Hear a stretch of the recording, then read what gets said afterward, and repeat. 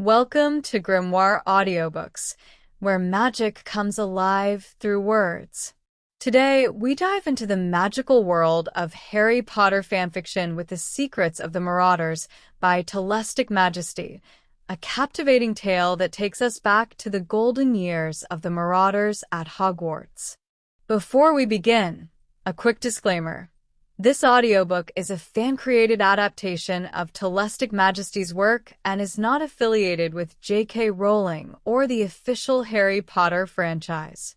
All rights to the Harry Potter universe belong to J.K. Rowling and Warner Brothers. This is a tribute to the creativity of fanfiction authors who enrich this beloved world with their unique perspectives. Telestic Majesty is celebrated in the fanfiction community for their immersive storytelling and remarkable character development. Known for works like insert other notable works, if available, they have a gift for expanding the wizarding world while staying true to its essence. The Secrets of the Marauders takes us back to the Hogwarts of the 1970s, shining a light on the untold stories of James Potter, Sirius Black, Remus Lupin, and Peter Pettigrew. Their friendship, mischief, and the secrets they share lay the groundwork for the events that shaped the Harry Potter series.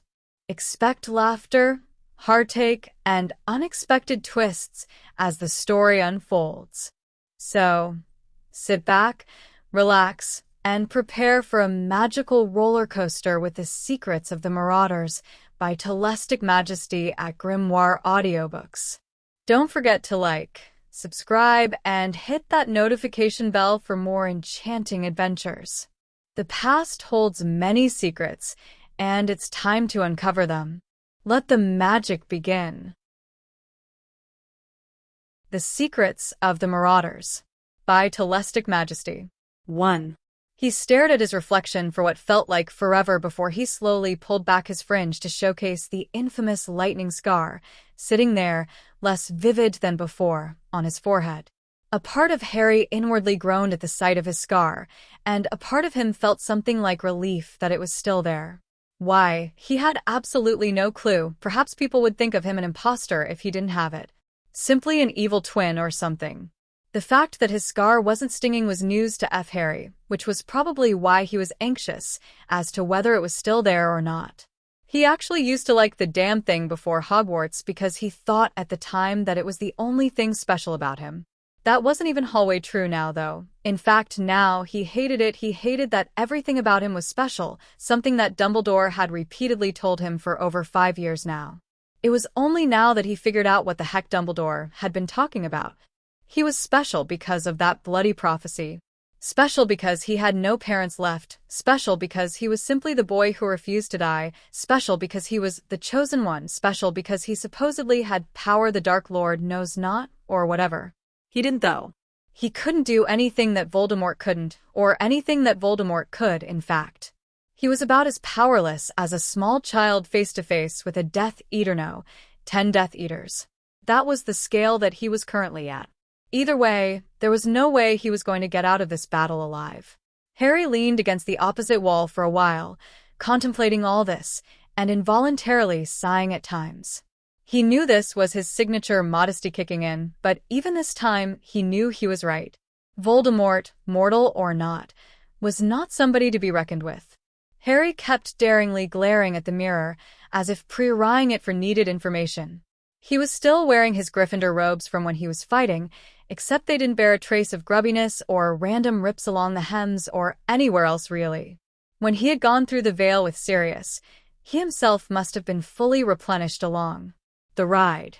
That's when he thought, his brow furrowed in confusion. Wait, if was pulled in, then how did they get me out? Well, that is if they did get me out.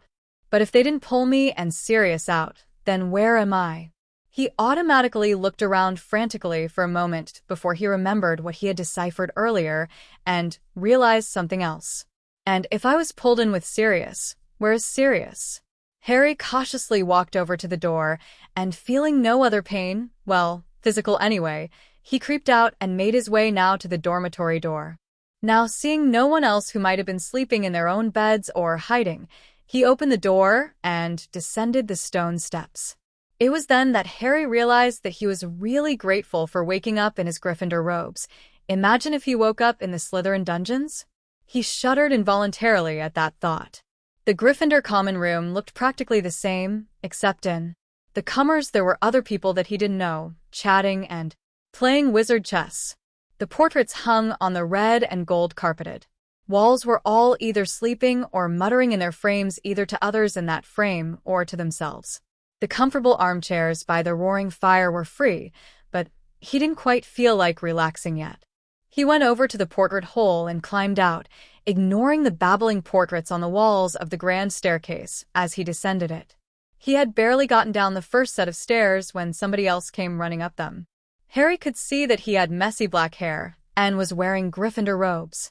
The boy looked up and waved his hands in the air, clearly trying to get Harry's attention. Harry awkwardly waved back, and the boy began running up the stairs again towards him. Eventually, the boy reached Harry and bent over double. Wheezing Harry just stood there anxiously, awaiting the boy's recovery. Soon enough, the base stood to his full height, and Harry could now see his face in fair detail. He had dark eyes, kind but also mischievous, signs of light stubble framing his chin, a shapely nose, and his forehead was beaded with sweat. He looked naturally pale, but his cheeks had a pinkish tint to them. Probably from all that running, Harry thought. His Gryffindor robes weren't buttoned up, but hanging off his shoulders, and his red and gold tie was fairly loose, a sign that he didn't pay much attention to the rules. "There you are, James. I've been looking all over for you. Where have you been?" James, Harry wondered, furrowing his brow in confusion again. Granted, a lot of people had told him that he looked a lot like his father, James, but this was ridiculous. He didn't even know this bay. Harry looked the boy over again, and realization hit his face like an instant gust of wind. No, it can't be. He G-dayed himself. Oh, but it was the very same person whom he hadn't talked to for at least 4 months before the battle. The very same person who liked to call him his cub and had the attitude that gave him his very own trademark bark-like laugh and the air of a somewhat friendly, yet fatherly figure, and the very same person whom he had just fought Death Eaters in the Department of Mysteries with, and fallen through the veil with. It was Sirius Black. 2. Harry's eyes were still wide, but Sirius wasn't looking there. The boy in front of him just ignored any answer that might have escaped Harry's mouth as if it was a rhetorical question. Harry was beginning to think that it had been. And he wasn't James. James was his father. This must have been some kind of practical joke. A random boy who looked about his year had just run up to him and demanded where he had been, and had called him by his lather's name. Okay, either this kid genuinely didn't know his name, doubtful. He was famous. Unfortunately, that was if his scar was anything to go by. It was kind of bidden under his fringe, though, or something happened whilst he was gone. The boy ignored Harry's gaping mouth, sighed, exasperated, took hold of his left arm, and began to drag him down the stairs. Taken by surprise, Harry almost tripped up and fell down the last 6 steps.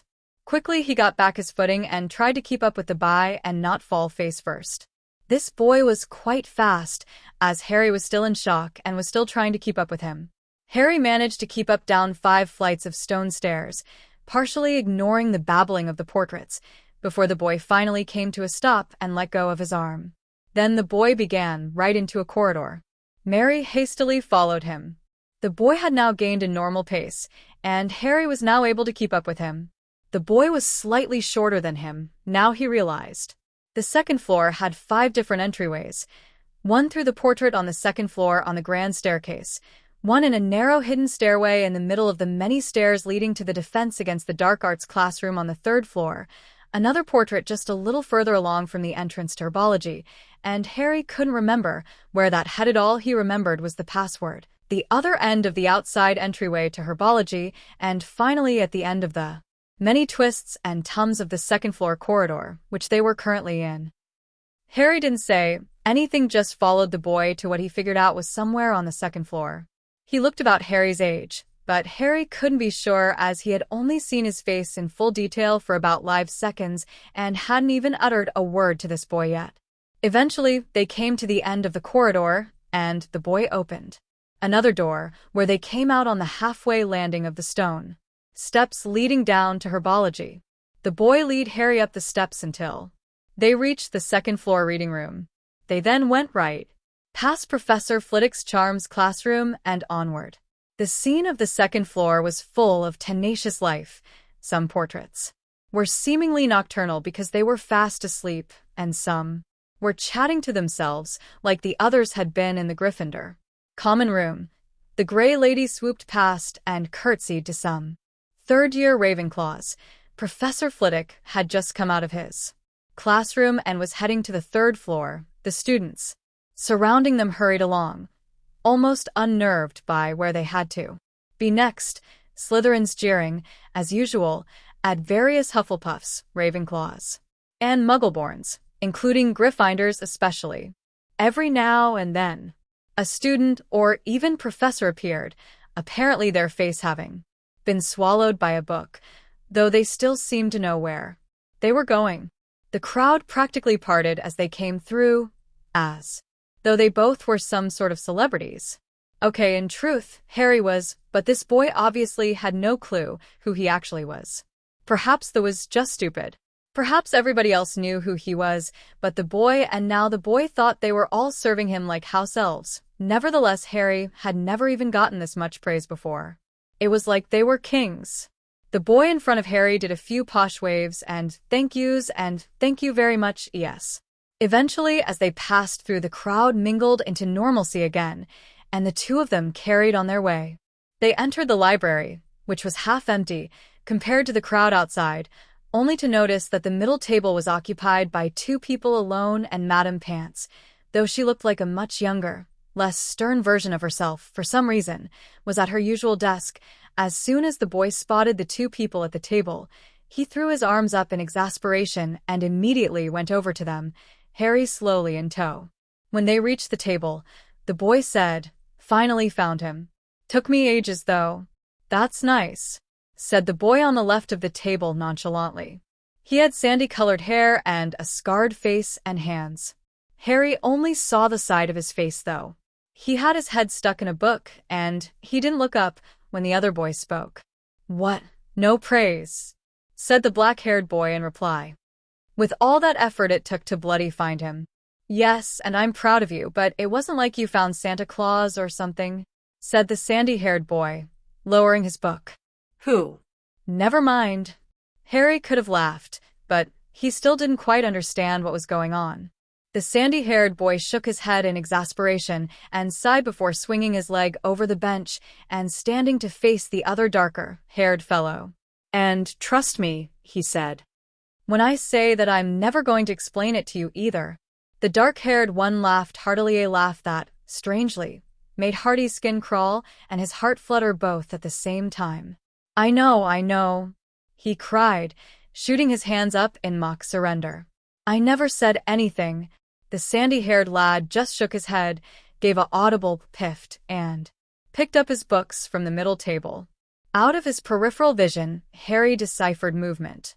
He turned his head in that direction and saw a boy there, sitting on the other side of the table to where the sandy-haired boy was sitting. His face was most definitely rat-like. His figure was very large, almost rivaling Harry's cousin Dudley, and hunched, as if wringing his hands nervously was second nature to him. He had thin, greasy, combed-back mousy brownie hair, which reminded Harry a lot of Draco Malfoy and how stupid his hair looked in first and second year. His eyes were piggy, small, and baby blue, proving that he was indecisive and most likely the milksop of the group. Harry was reminded deeply of somebody he knew who had a tendency to be enormously cowardly and beg for rotting forgiveness, but no matter how hard he tried and thought, he could not pick out who. There was a nagging lealing in Harry's gut, telling him not to trust this boy. Harry noticeably obliged to it, as he had narrowed his eyes at the boy, but the boy seemed not to have noticed. He was too immersed in the conversation going on between the black-haired boy and the sandy-haired one, and his head was flying to each and tum like a tennis rally. "I'm not explaining everything to you, you know. This is pretty simple stuff when you think about it. I still don't see why you never took Muggle studies. It's boring. Besides, you do, so I can just ask you these things. How do you know You've never taken it. And again, I'm not telling you how the world works.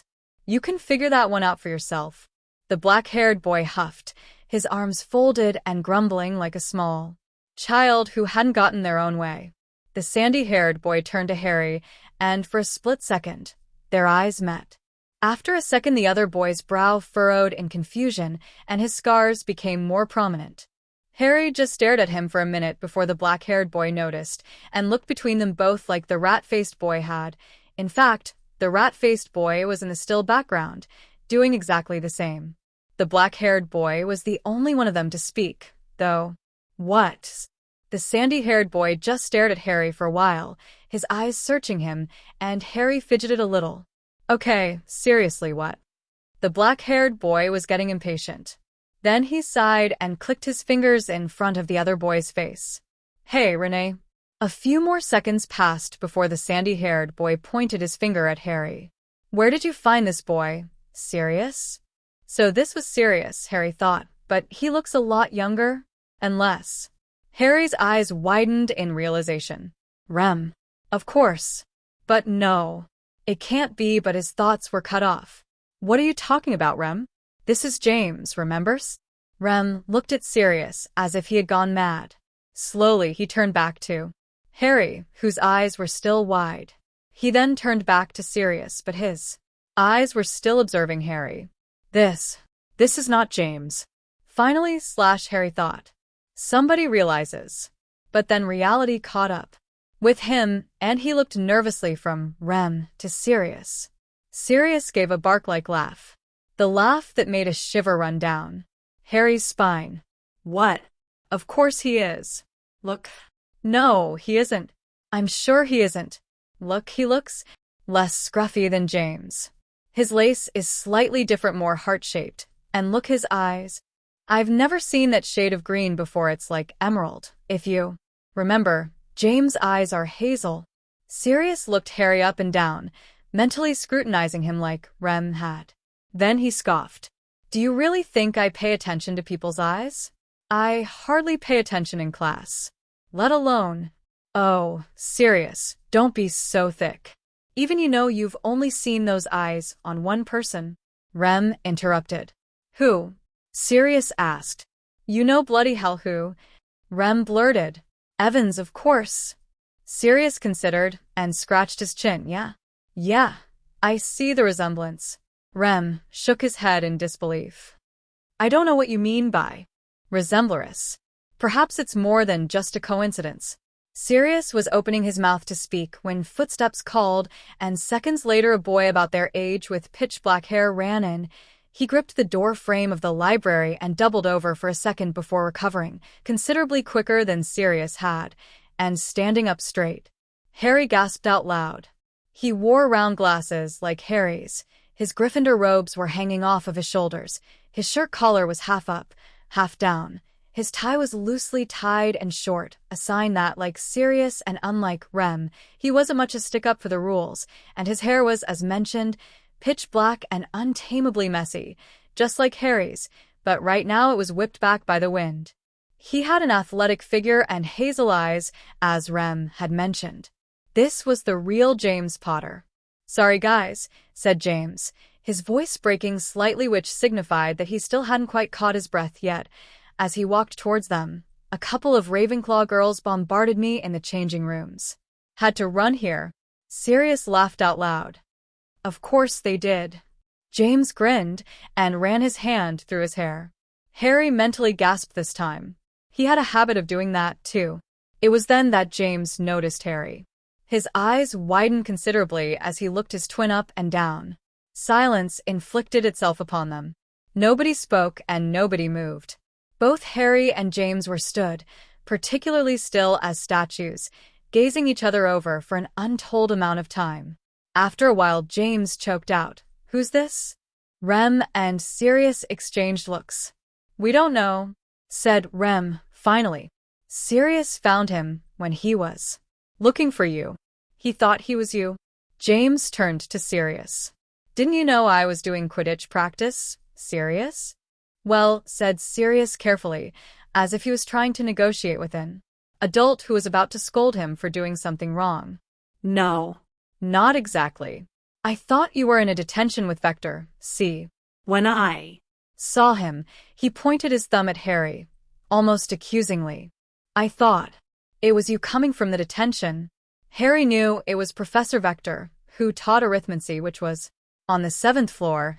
James looked skeptical. Isn't it obvious that this kid isn't me? Harry felt a twang of anger. This kid? Well, Sirius started, his face contorting sluggishly in deep thought. No, not exactly. He kinda looks exactly like you. James raised Harry's same black, heavy eyebrows in amusement, I noticed. He laughed and walked closer towards Harry, his hands in his pockets. So, what year you in, Males? mate. Wow, I've made friends quick. Harry didn't know what time of year it was, and he remembered being at the end of 5th year, and he didn't want to say that in case they looked at him weird because it was really January or something, so he supposed he should name his upcoming year instead. I'm in 6th. Cool. Sirius proclaimed. Us too. We haven't seen you before, said Rem. What's your name? This was the part Harry was most dreading. He had to think of a name, fast one that wouldn't tie him to James or the rest of them or anyone they might know. He was saved the trouble of quick thinking when James interrupted. Whoa. Don't pressure him too much, Remus. I mean, Sirius did just drag the poor guy here. Sirius began grumbling again. Harry noticed the rat-faced boy, still in the background. Looking at him curiously, Harry had completely forgotten about him until now. He deducted that this must be Peter Pettigrew, his parents' traitor, the former secret keeper, Cedric Diggory's killer and servant of Lord Voldemort. Harry thought he was much larger than the perny, cowardly Pettigrew that he knew. Perhaps he had lost weight. A considerable amount of weight. Harry involuntarily began to growl at Pettigrew. His eyes flashed a dangerous, ominous green, and Pettigrew drew into himself, whimpering slightly. Sirius, James, and Remus stared at him, eyes wide and staring a second, before Sirius patted him on the shoulder, and that made him calm down. Easy, mate. What's got your wand in a knot? Harry shook his head and rubbed his scar, annoyed, feeling a killer headache coming on. He closed his eyes and breathed in and out, reminding himself that none of that had happened yet. What got into me? He wondered. I've never done that before. Not even to Malfoy. And Malfoy does like to infuriate me with all his worth. Hey, mate, what's that? James pointed out suddenly. Whilst rubbing his scar, Harry accidentally pushed his fringe back, and James had unfortunately seen a bit of it. Panicked, Harry hurriedly flattened his fringe over his scar. It sits. Nothing. Just a cut. James didn't seem convinced, but luckily dropped it and nodded. What? What's just a cut? Sirius inquired suspiciously. Nothing, Harry lied again, once more a bit too panicked than he would have liked. The awkward silence was broken by Remus. So, what is your name? Harry panicked again. Remus cut in. It's all right if you don't want to tell us. Yeah, said Sirius. We'll find out eventually, anyway. Remus slapped Sirius on the arm, whereas James just stood watching as if this was normal behavior, although, for the Marauders, it most probably was. Harry just stood there, not quite sure of what to say. If he told them his real name, they would know who he was, but if he just told them his first name, as he began, yes. Sirius encouraged him eagerly. Harry sighed. It's Harry. Nice. Yeah, said James. Harry. I like it. Harry wanted to say thank you, but a part of him was contemplating that perhaps James had given him his name, and he grinned in pride, and a part of him was still worried that they would ask him for his second name. They didn't. Anyway, James continued. Harry, gonna have to get used to that. We're gonna go to the common room, you coming? Wait. Remus intervened. We've never seen him before. Surely we should ask Dumbledore? I mean, I'm sure he's new. Harry was strongly reminded of Hermione. Oh, come on, Rem. Sirius whined. Stop being such a teacher's pet. We need to plan our next big prank on the Slytherins. And don't forget study. Remus argued. We are studying for our NEWTS, you know. Honestly, Remus, said James. "We'll have plenty of time to study. The exams aren't until next year. It's not even Christmas yet, and you're telling us to study." At least Harry had an idea what time of year it was now. He was glad he had told them he was in sophomore year. "It's not even Halloween yet," said Sirius. "Come on, Rem dash. Look, I'm just trying to get you organized. When was the last Timmledon dear homework for you?" Since Professor McGonagall started getting suspicious about the fact. "We all have the same handwriting." "Yeah," said James. "We need to start copying it down. In our own handwriting afterwards, I think." Sirius threw up his hands. "Why didn't think of that?" he said, exasperatedly. Remus held his head in his hands and shook it. However, James seemed not to have noticed. "Come on, let's go. Slughorn'll start giving us even more detentions if we don't start writing his essays." And he started towards the library door. Sirius, following Remus' side, picked up his book off the table and followed them too. Pettigrew, however, was still staring at Harry. Harry tummed to him sharply and was about to open his mouth when Pettigrew panicked and made for the door as quickly as his boisterous, unathletic figure would allow. Harry sighed, still wondering why he had lost it like that. Sure, Pettigrew was a git, but just the sight of him and the realization that it was him was enough to make Harry flip.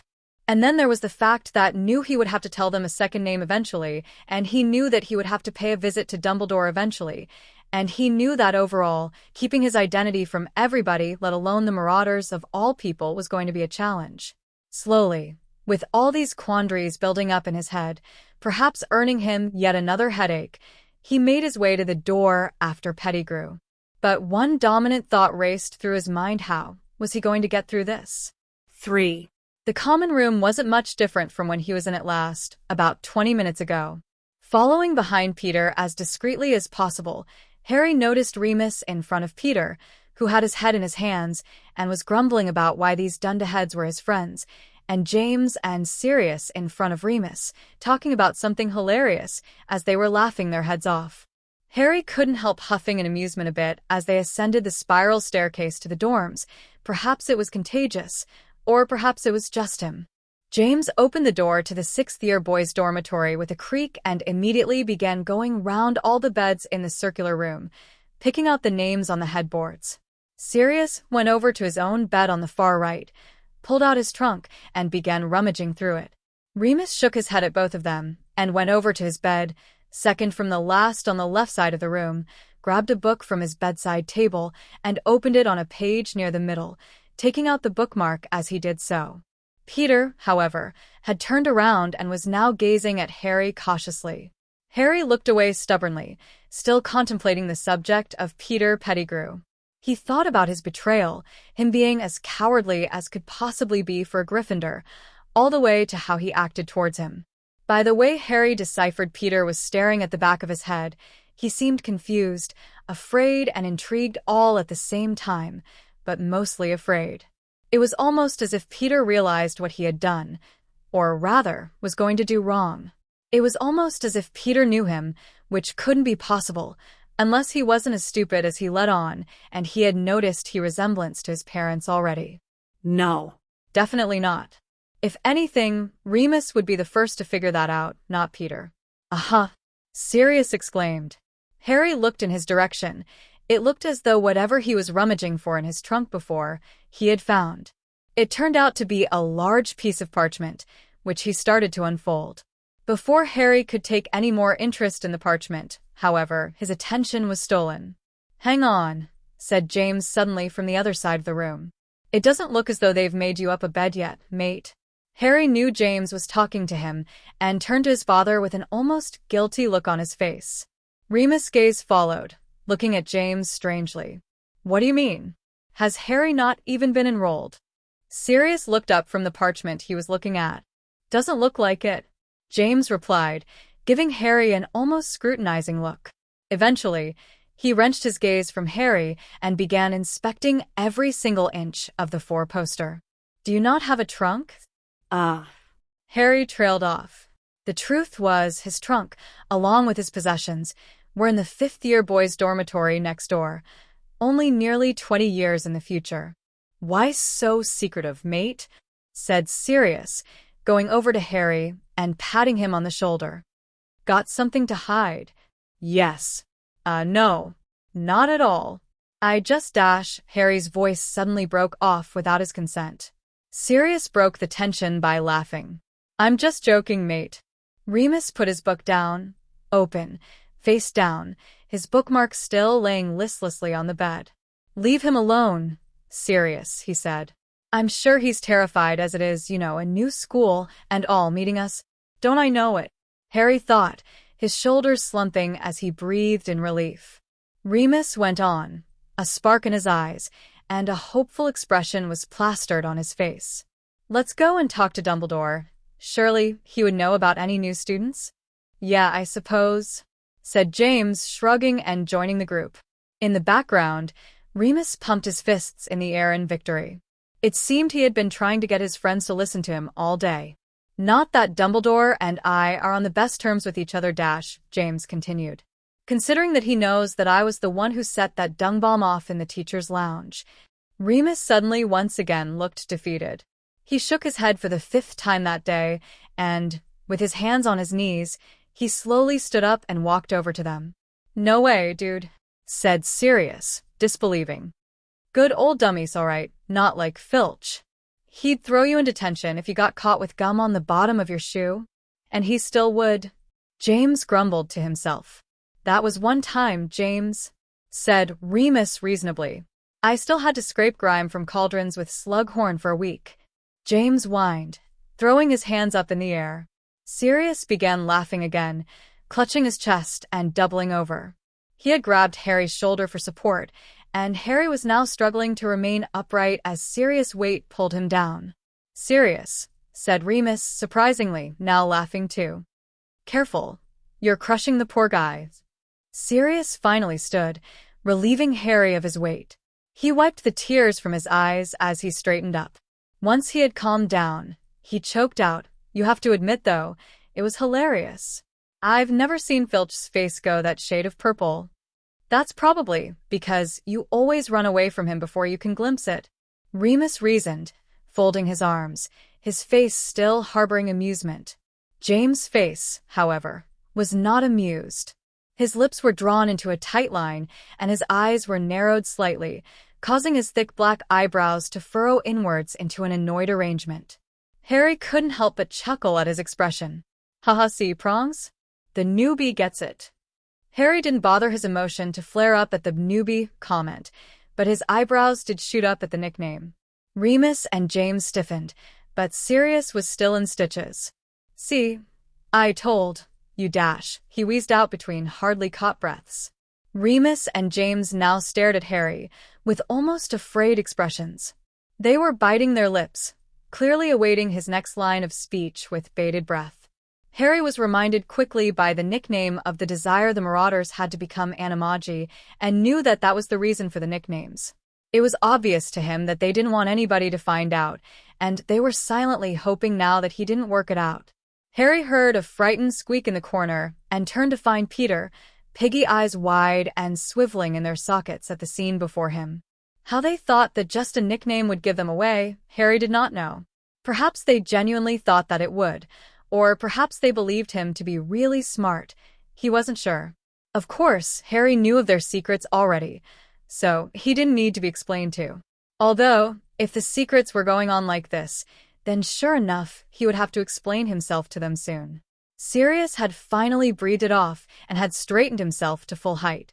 He now looked at James, who still wore his daunted look, to Remus, who wore practically the same expression, except his was more apprehensive. "What?" Sirius turned to Harry, whose eyebrows were still raised. He kept turning from Remus and James to Harry in turn like he was crossing a dangerous road, looking this way and that. "Okay, why does everybody keep ignoring me? Seriously, what?" He put emphasis on the what, so it sounded elongated and almost boredly irritated. When they were all staring at him, Harry felt the heat rise up in his neck. He rubbed it nervously, feeling pressured again for the need to say something. Cool nickname. Where'd you get it from, a TV show or something?" He didn't say anything more and waited. Eventually, James realized that he wasn't going to say anything more and sighed in relief, as did Remus. "What's TV?" Remus gave Sirius a smack to the head, whereas James was still looking Harry up and down, calculating his expression. At the same time, however, he was also bemused. Harry only came up with that excuse because he knew that his cousin was always glued to the television, having spent nearly every second of his life at the Dursleys dusting the furniture. He had no idea what kind of things were shown on television, not that he had ever watched it, having both Dudley hogging it and the Dursleys hanging over him like clothes on a washing line, and limpet crabs. Plus, James and Sirius were purebloods, so it wasn't like they were Muggle boys who watched television daily. It looked Harry's suspicions were correct, due to the confused looks on the two's faces. However, he knew that Remus was a half-blood though, and at Hogwarts he took Muggle studies, so he only hoped that Remus didn't figure anything out. Sirius rubbed his head in shock, grumbling like a child under his breath. Harry smiled at him. Obviously, he had not caught on to his mistake. Harry's smirk quickly turned into a chuckle, and his chuckle quickly turned into a laugh. He looked at James, who after a second, smiled. "I think I like this guy," he said, amused, pointing his thumb at Harry. Remus chuckled and shook his head again. "Come on. "We need to talk to Dumbledore." Sirius' face showed that he was contemplating this proposition. "Soon enough," he nodded. "All right then. Let's jet." He quite literally skipped out the door. Harry, James, and Remus shared a look for a fraction of a second before bursting out laughing. James had doubled over and Remus had his hand on James' shoulder. Harry, though, had his hand covering his mouth to stifle the giggles, and his eyes were shut tight. Sirius poked his head round the door. "I aim to please," he said proudly, puffing out his hidden chest and putting his hands on his hips, only to overbalance and almost fall face first on the burgundy carpet if he hadn't have clutched the side of the door again in time. Okay. Come on then, you plebs. Dumbledore awaits." 2. James and Remus were fighting back laughter as they followed Sirius out the door. Peter followed, duck-footed as ever, and Harry just stood there.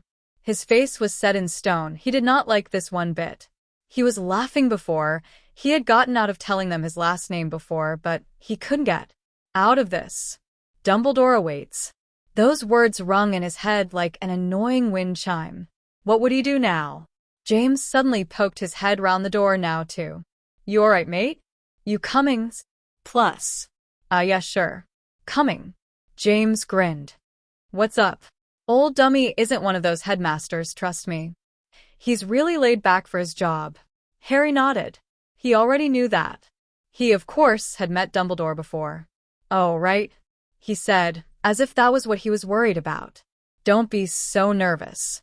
Besides, if the wind changes whilst you have that face, it'll stay that way." Harry forced a chuckle and followed James out the door and back down the steps to the common room. "What was the hold-up?" Sirius asked.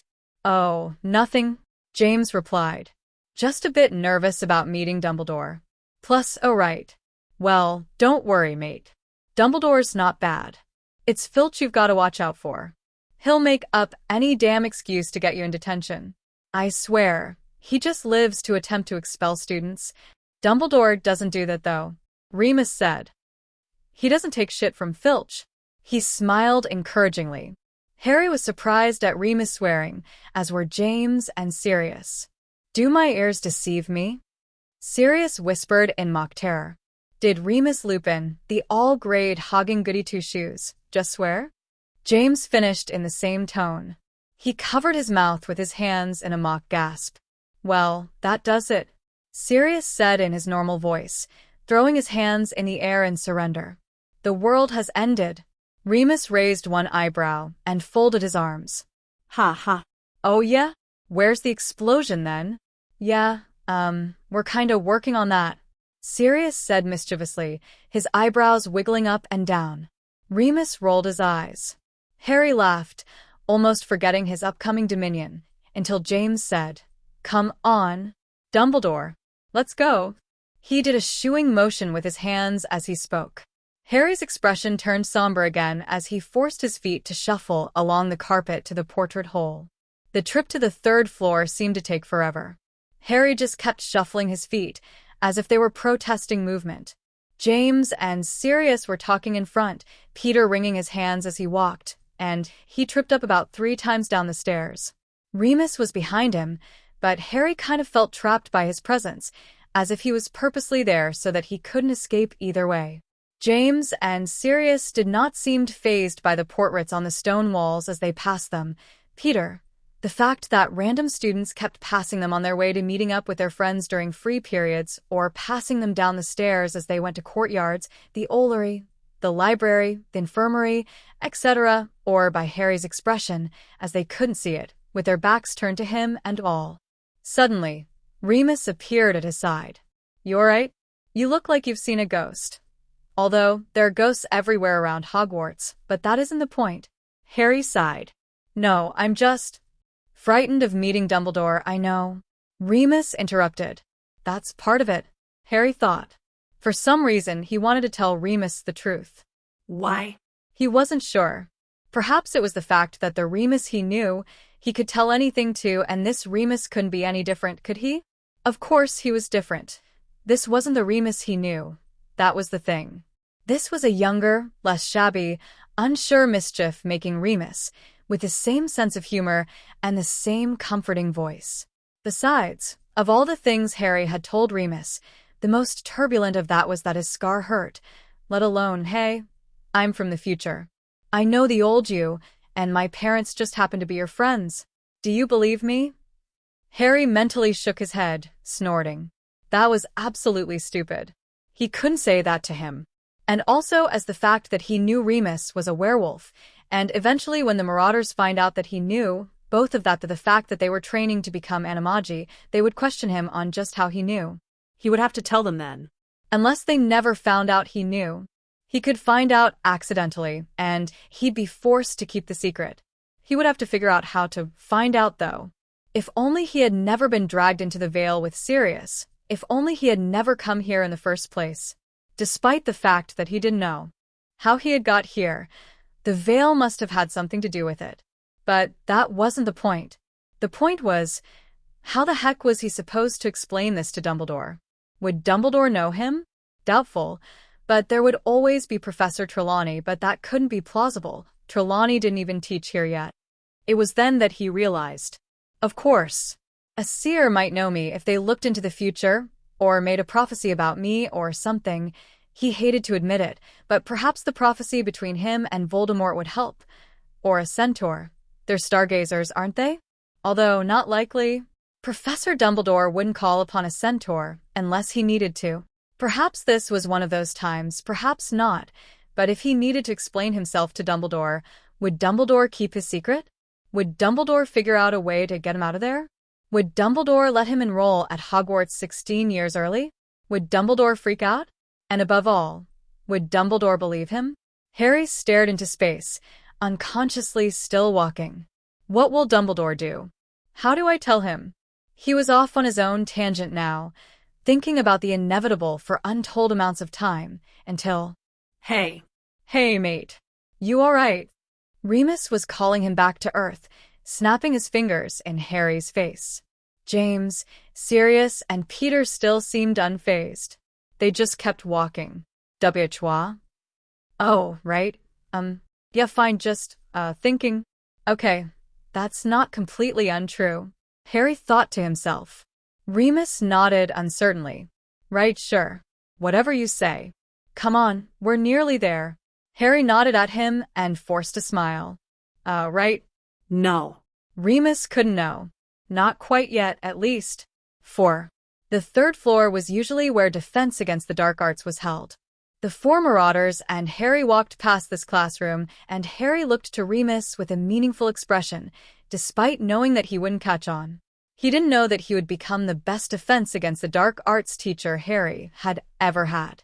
He didn't know what would happen to him that year. Yes, that year, Remus Lupin had a lot of tough nights. James and Sirius were still babbling on about nothing in front, bursting into laughter occasionally. Harry now deciphered that this must have been normal for them, as next to him, Remus didn't say anything. The scars were still prominent on his face. It was like every single crevice on Remus' face was hidden by a scar. Despite his appearance, though, he really wasn't all that ferocious for what he was. He was really kind, caring, intelligent, and he always seemed to be the beacon of the group, the one who always steered his troublemaking friends in the right direction. Harry thought that it was on the inside that counts. Hagrid had taught him that. James opened the door to the gargoyle statue corridor and held it open for Sirius, who just stepped in, closing the gap on the doorway and allowing Peter to walk into it and smack his head on it. Remus reopened it and held it open for Harry, laughing to himself, and Harry followed, snorting with amusement under his breath. Harry was not all that amazed by this corridor. He had been through this corridor 3 times, twice in second year and once last year, fourth year. It was obvious that James and Sirius had been through this corridor countless times, seemingly counting the times they went to visit the headmaster in consequence to their mischief. Peter seemed entranced by it, though, and Remus had something of a smug smile. Well, "What do you think? Pretty cool, huh?" He addressed Harry as he spoke. Harry, though, was more fazed by the situation that stood before him, meeting the headmaster. Huh. How ironic is that? Wadash, Harry said nonchalantly, wrapped up in his own thoughts. This corridor's? Remus beamed. It's the most decorative in the castle. It's awesome, isn't it? What? Oh, right. Yes, sure it is. Remus looked at him, surprised and blinking rapidly. He expected Harry to be completely enticed by this corridor. It was lined with awesome gargoyle statues. Each stood at their own fountain, each leaning against the wall, spurting crystal-clear water out of each mouth. The floor was polished marble, intricate patterns twisting, swirling, encircling, drawing its own caricature like a story was playing out in the illustrations. The ceiling was curved inwards like that of the Great Hall, except there were no floating candles or platform at the end of the room. On each square foot of the walls a torch bracket lay, each holding a lit torch with convoluted phoenix carvings, dancing in a pit of fire on them. At the end of the room stood the largest gargoyle by a milestone. Harry knew this gargoyle to be the one leading to the headmaster's tower, and he inwardly gulped at the sight. Remus was still staring at him strangely, as if questioning his sanity.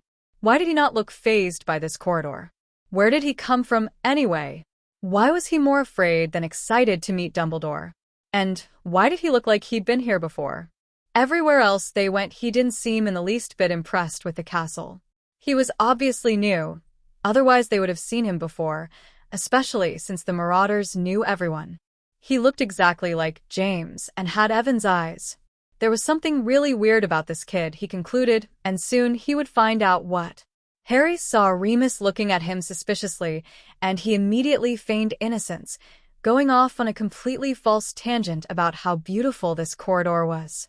In the end, Remus seemed just about satisfied, not convinced by his terrible acting, no, not in the least, but satisfied. Harry hoped that Remus just thought he was in a state of speechless shock before or something, and only now had he come out and said something. Remus was onto him. Great. Just what he needed. Come on, then. Slow pokes. Sirius' voice echoed off the empty walls like a cacophony of voices was reaching Harry's ears. He jumped in surprise, suddenly feeling jittery. Eventually he calmed down and reluctantly obliged. The journey down the corridor seemed to take forever as well. With every step Harry's heartbeat was increasing and his breath was hitching. What will happen to me when I get in there? And the same questions as before quite literally popped into his head. Will he believe me? What will he say? How do I explain this to him? The 5 boys walked, or should I say, strutted, in Sirius' case, over to the monstrous gargoyle. It didn't move, obviously, but its creepy gray stone eyes looked down on them as if they were small insects. James stared at the gargoyle blankly. I don't know the password. Does anybody else dash? What? Sirius interrupted. What do you mean you don't know the password? You've been here enough times. Yeah, but I never actually paid any attention to McGonagall. All she did was g'day me about self-respect and using your conscience. That you have no conscience. Neither do you. Whose idea was it to put stink pellets in the dungeons? "Look, guys, we aren't going to get anywhere if we argue," said Remus. "If we want to get past, we're going to have to guess the password, unless anybody else here knows it." He looked to Peter, who shook his head shakily, to Harry, despite knowing that there was no chance he would know it. But Harry did think he knew it. Of all the times he had gone to see Dumbledore, each time it was sweet-related. But Dumbledore had loads of favorite sweets. How was he to know which one to use? Harry swore that Dumbledore loved the whole of honeydukes, even cockroach cluster. He shuddered. No thank you. Cockroach cluster, nor blood lollipops, were things he ever wanted to try.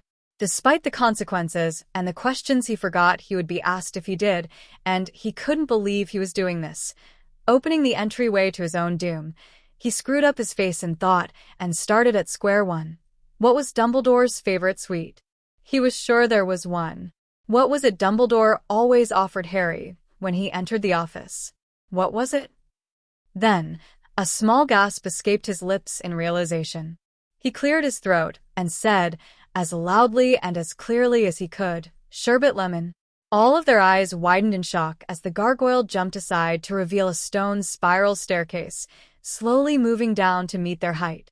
Then something clicked into place in front of them, and there, clear as day, was the staircase leading up to Dumbledore's office. "How the heck did you know that?" said Sirius in an odd voice. James turned to Harry. "Yeah, how did you know that?" I like them," Harry said, thinking fast. "They're my favorite sweets." "I've never heard of them," said Sirius, blinking. "They're muggle sweets." "Oh, I just thought it was worth a shot." "It was lucky it worked then, really," said Remus, his face screwed up in an unreadable expression. "I'm guessing old dummy likes sherbet lemons," said James, smirking. "Well, it wouldn't make any sense if he didn't," Remus said, rolling his eyes. "Look, it's no use just standing here," said Sirius suddenly.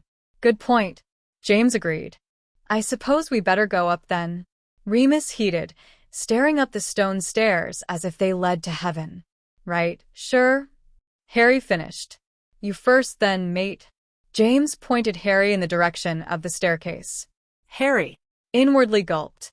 His footsteps echoed on the marble and clunked on the first stone step.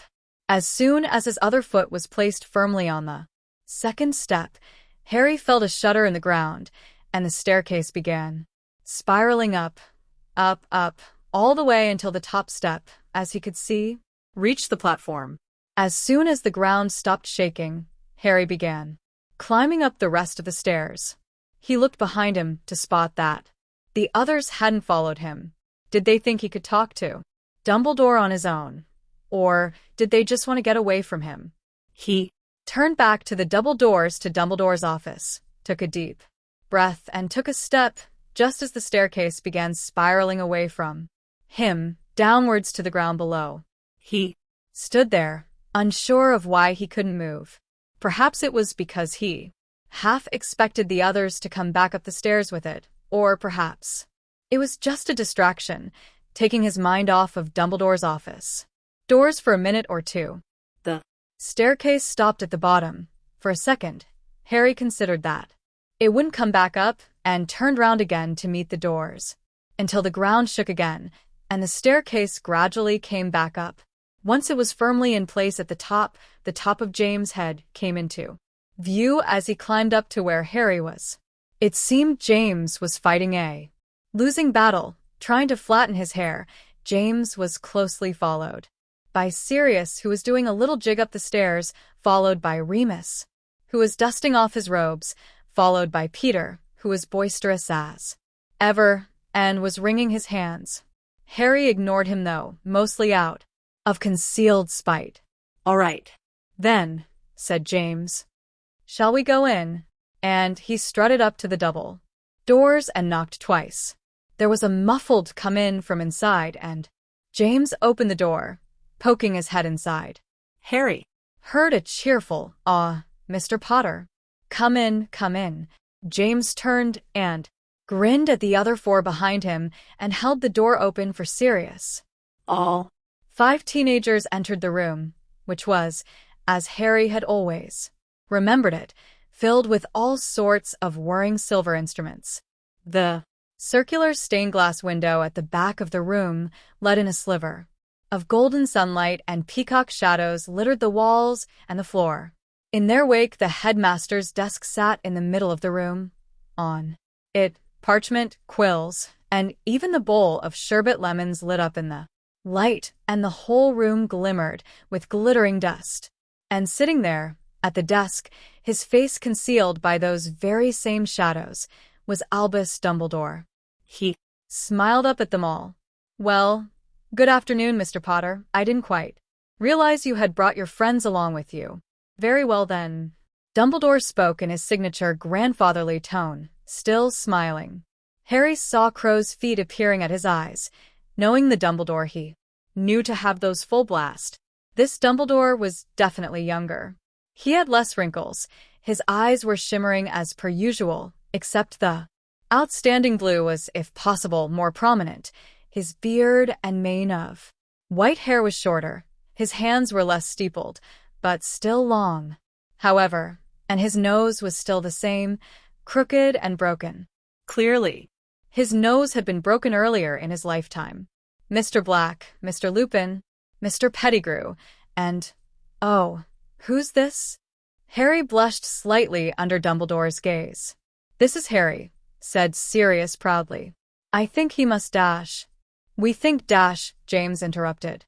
"Whatever. We think he must be a new student." Remus nodded. "He doesn't seem to have a bed made yet, or a trunk, Professor. We were wondering if, well—" "I see," said Dumbledore, stroking his shorter beard. "I certainly didn't hear about any new students, let alone your age. What year are you in, dear boy?" Sixth, Harry replied, forcing himself to keep eye contact. Mumbled Dumbledore, still stroking his beard. "If you don't mind, gentlemen, thank you indeed for showing him in. I will take it from here." Sirius was about to protest, but Remus elbowed him in the stomach and James slowly nodded. Sirius grumbled in pain under his breath, and James began to drag him out of the room. Peter hunchily followed, but Remus stayed back. "We'll meet you back in the common room, okay, Harry?" Harry nodded nervously. Remus gave him a reassuring smile and left, carefully closing the door behind him. Harry took a deep breath and turned back to Dumbledore. Dumbledore was looking at him strangely, but his blue eyes were still twinkling, and his expression was intrigued. Harry let Dumbledore look him up and down for a while, taking every detail of him with a small smile and a keen stature. Neither of them said anything for a while until Dumbledore gestured for the empty seat in front of the desk. "Please, sit."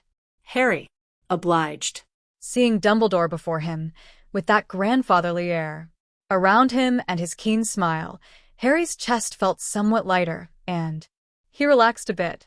Dumbledore held the yellow bowl, tilted towards Harry. "Would you like a sherbet lemons?" Harry had always accepted them before.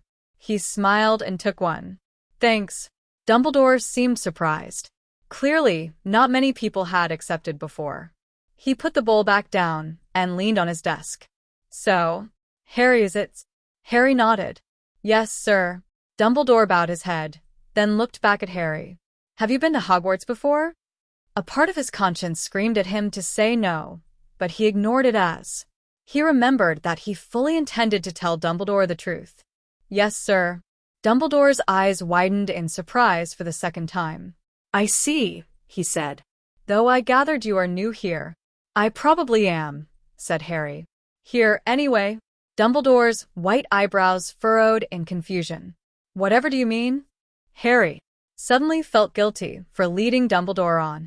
He ran his fingers through his jet-black hair nervously. "I'm sorry, Professor, I dash." "Oh, no need to apologize, my dear boy. You are in 6th year, correct?" "Well," Harry started. "Not actually, I'm actually at the end of my 5th. I thought it would be a smart choice telling them," he pointed his thumb at the door, "that I was in 6th. I didn't exactly know what time of year it was, so I kinda wanted to play it safe." Dumbledore's face became, if possible, more befuddled. Whatever do you mean, dear boy? Do you not know what time of year it is? Well, I do now, said Harry. James told me. Dumbledore's expression was becoming suspicious now. Harry could see it, and a bit impatient. Did you get your Hogwarts letter? Yes. I do not remember Minerva sending out any letters midterm. Said Harry, rubbing the back of his neck. That's maybe because she didn't. Yeah, thought Harry. That might be because I got my letter 4 years ago. Dumbledore stared him on the eye for a minute before bowing his head in agreement. Yes, I see that now. She wouldn't. You seem to have a British accent, though. This is most peculiar. And you haven't been sorted yet. Would you care to explain to me why you are wearing Gryffindor robes?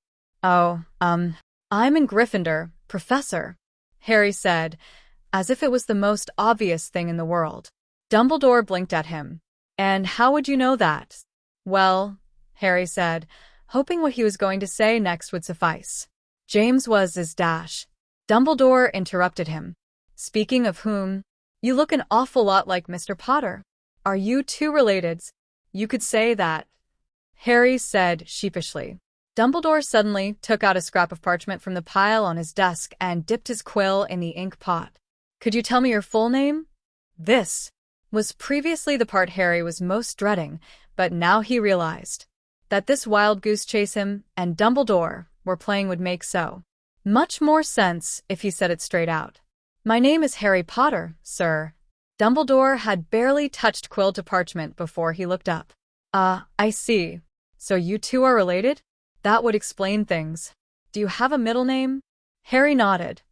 James. Dumbledore almost dropped the quill. Harry James Potter? Harry slowly nodded. We're kind of more than just related. Dumbledore looked confused once again. How so? Well, Harry took a deep breath. He's kind of my father. 5. Well, Haney took a deep breath. He's kind of my father. Dumbledore actually did drop his quill this time. Silence fell upon them. The faint, distant rumbling of students moving from class to class was barely audible as the silence was so deafening. Dumbledore merely blinked. He clearly did not expect that. Both wizards stared at each other for an untold amount of time, and soon enough, Harry was beginning to feel uncomfortable and stupid. He couldn't believe it just came out like that. Harry didn't realize he was holding his breath until Dumbledore's old, stressful face gave off a whiter color. He wanted to think quickly and say something, but his brain was all mushed. What would you say after you gave somebody a gigantic blow like that? Dumbledore managed to choke out, I'm sorry. Harry knew Dumbledore had heard. He had said it loud enough. It was the mere context and principle of what he had said, and the silence that Dumbledore didn't understand. And yet, he still didn't know what to say. Luckily, Dumbledore broke the silence for him. But no, that can't be possible unless... He stared at Harry, mouth slightly open. Where exactly are you from, Harry? Harry wasn't quite sure how to explain it. He came from here as one way to put it, but then again he didn't. But if he was wrong at the fact that he was in the Marauders time period, or perhaps this was all just a prank, then he'd be extremely embarrassed afterwards if he just came out with it. He decided to let Dumbledore in on the idea first, give him minute clues, in which case, then he would confirm Harry's fears. Well, here kinda I suppose, yeah. Oh, I don't know. The last thing I remember, I was fighting and then Sirius and the Veil, and... Wait a minute. Dumbledore cut him off. The Veil.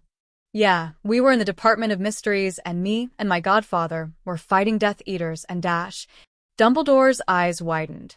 Of course, he whispered under his breath. The Death Veil. You know about the Veils? Harry felt like he had gone cross-eyed. And, I'm sorry, the what Veil?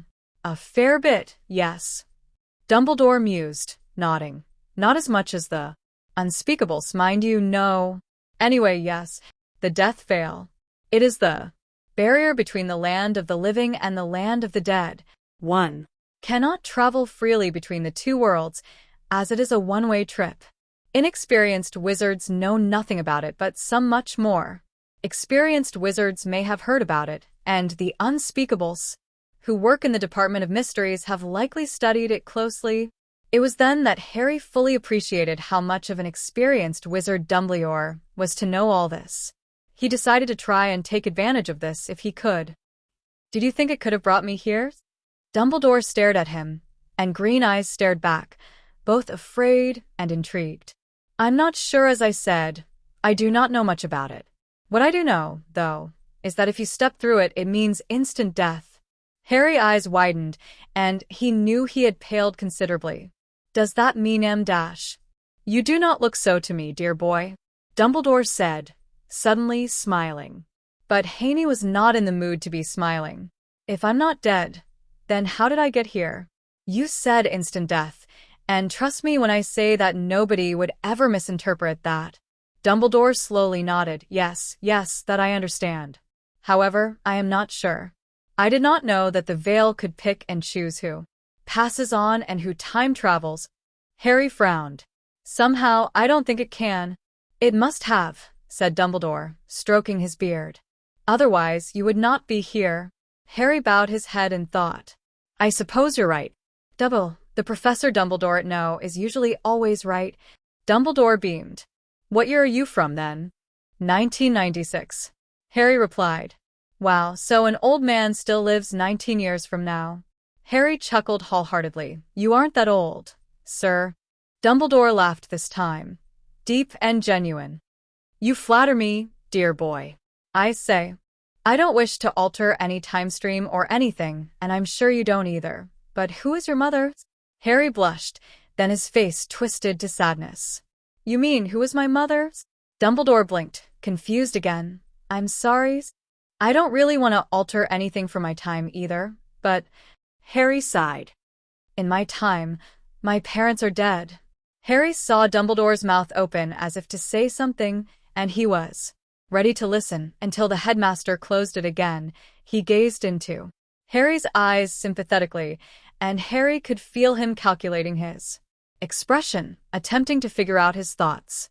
"I am sorry. I wish I could have..." He stopped, as if he thought that wasn't good enough. After a few minutes, he spoke again. "I deeply hate to make you divulge your darkest memories to me, but do you know how they died?" Harry slowly nodded, and went on without hesitation, partly to get it out of the way, partly because explaining it to a person like Dumbledore would make him feel 1,000,000 times better. "It happened when I was just a 1-year-old on Halloween. A very dark wizard had been trying to find me for a long time, to kill me. I don't really know why. Maybe he wanted revenge, or maybe there was a specific reason. Anyway, my parents were good people from what heard. After I was born, James' best friend, Sirius Black, was named my godfather. My parents knew that this dark wizard was after them, alter me, so you suggested the Fidelius charm. Of course, they agreed. Anything to help protect themselves and me." Harry took a deep puff of breath and studied Dumbledore's aging face. Dumbledore merrily nodded, grinning until the ends of his mouth almost reached his ears. It seemed he was glad that he had done something to help. Harry smiled back and went on. "My parents, naturally, chose Sirius as the secret keeper, but soon after, my mum thought that Sirius being the secret keeper would be too obvious, so they changed at the last minute. Only the new secret keeper sold them out to him, told him where he could find them, and me. He was a coward. That's why I've always been a coward. The dirty, stinking, rotten rat." Harry stopped and looked up at Dumbledore here, hoping to get a reaction from this. Dumbledore was no longer grinning, though. He merely sat there, listening intently with all his worth, long fingers intertwined as he leaned on his desk by the elbows. Feeling somewhat disappointed at the lack of reaction, Harry plowed on. "So, on Halloween night, this dark wizard came to our house in Godric's Hollow, where my parents and I were hiding. My dad told my mum that it was him, to take me and run, and my mum ran upstairs to the nursery, blocking the door with everything possible, and then he busted down the door. With dark magic, I'm guessing. My mum pleaded and begged for him to leave me alone, to kill her instead, but he wouldn't listen. He just told her to step aside, but she refused, and..."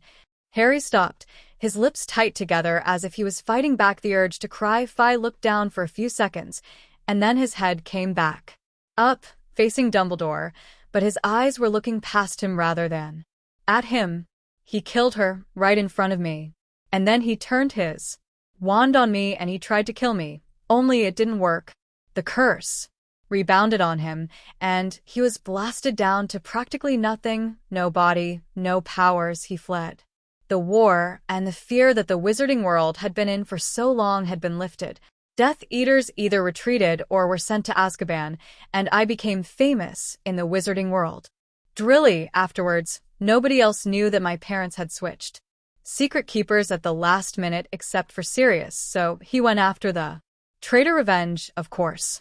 Though when Sirius got there, the traitor, Harry gritted his teeth in anger, and his fists clenched.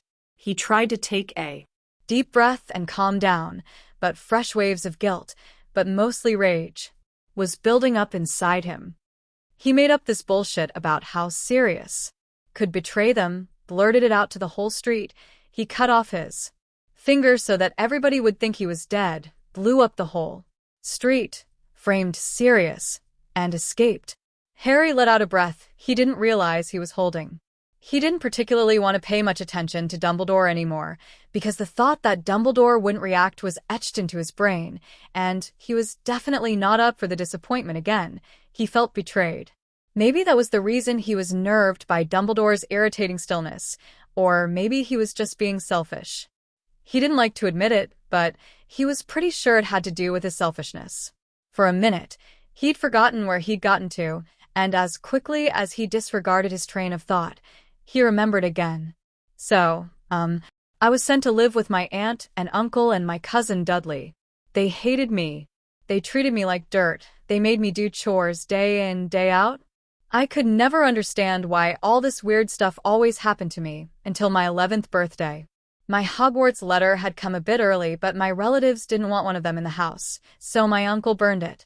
Only the letters kept coming and corning, until my relatives cracked, and my uncle made us live in a barely inhabited, run-down old shack on a rock in the middle of the sea. I was lying on the floor, trying to get to sleep, but I couldn't. It was really uncomfortable. I decided to count down till midnight, until my birthday. But then this giant knocked down our door, frightened the Dizzleys to death, told me I was a wizard and took me to Diagon Alley, where I got all of my school things. When I finally found the way to get onto platform 9 3/4 thanks to the Weasley family and got on the train, I met Fred and George Weasley, and their younger brother, Ron, who was my age. Me and Ron made friends, and he's been my best friend ever since. Also on the train we met this girl with bushy hair, Hermione Granger. We saved her from a full-grown mountain nut troll in our first year. I've also been best friends with her ever since. Also on the train was this boy, Neville Longbottom. We made friends too. Only this one boy, Draco Malfoy, I didn't like. He was snobbish and a bully, and he's hated me ever since I told him I didn't want to be friends. He's also bullied us, and especially Hermione, ever since. I can't even count all the times he called her a mudblood. Dumbledore gasped at this point, but Harry had chosen not to care much about his response anymore. Luckily, he got sorted into Slytherin, whereas me and my friends got sorted into Gryffindor. I guess that explains why I'm wearing Gryffindor robes. Harry gestured to his getup. Dumbledore nodded, smiling. I suppose it does. I am glad to hear. Frank Longbottom got married and had a child. He's here too, isn't he? In 6th year with your father and his friends, yes. I'm sorry for not telling you who my mother is. Or who Frank is. I don't want to change anything. Understandable, said Dumbledore, nodding. Are you planning on getting to know your father and his friends? Harry sighed. I'm not sure. It would be great to get to know my parents, but I don't want to get too close to them, just in case I get too involved in their future and ruin everything. His head drooped. Dumbledore did not reassure Harry that this would not happen, that he was being silly. Instead, he said, very wise. He then leaned forward. You could. Would you try to save them? Harry looked up. What? Dumbledore only grinned. To be truthful, Harry was not sure. He supposed that if he did save his parents, he would never have to live with or possibly even know the Dursleys. Though what he was afraid of was the imminent possibility that he might change something too important. Either way, it would change his life dramatically. He would have met and talked to his parents either way. Harry wrinkled his nose to the side, as if in thought. Do you think I could? He suddenly perked up. Dumbledore cocked his head to the side, then his eyes turned to Harry, though his head did not. I suppose getting them out of the building might help, though I highly doubt a mere schoolboy could defeat the most powerful and the darkest wizard to yet set foot on this earth. Harry perked up and was nearly on the edge of his seat. He was dying to tell Dumbledore the prophecy, though he had no idea how the headmaster would act to it, so he forced his thoughts astray from it. In my 3rd year at Hogwarts, I met Remus Lupin, who was, believe it or not, the defense against the dark arts teacher at the time. I also learned that he was friends with my father and Sirius, and I learned that Sirius was my godfather. At the end of the year, though, I found out he was innocent, and that Ron's pet rat Harry didn't quite want to reveal the Marauders' secret of training to become animagi yet, so he suddenly stopped, biting down hard on his tongue. And that Peter was guilty instead. Dumbledore's eyes widened and his mouth kept opening and closing inadvertently. When I came here, Harry continued, we were battling Death Eaters in the Department of Mysteries, when one Death Eater, Sirius' cousin, Bellatrix Lestrange, shot a stunning spell at him. And he fell into the veil, and I did something absolutely stupid. Grabbed onto his cloak as he fell through, and I was pulled in with him. I have no idea whether he's even alive or not. I barely knew him 2 years, and now, I don't know if I'll ever see the Sirius I know again, or even if I'll be able to go back. Dumbledore now had silent tears rolling down his wrinkled cheeks. Indeed, dear boy, you have had a long run. Harry's laugh was almost genuine, if it hadn't happened that he was still quite distraught about sharing his awful memories. It was the Dementors all over again. And that's not all. I've conveniently missed out what happened through my years at Hogwarts. Dumbledore lightly chuckled. I hope it was mostly schoolwork, not even remotely close.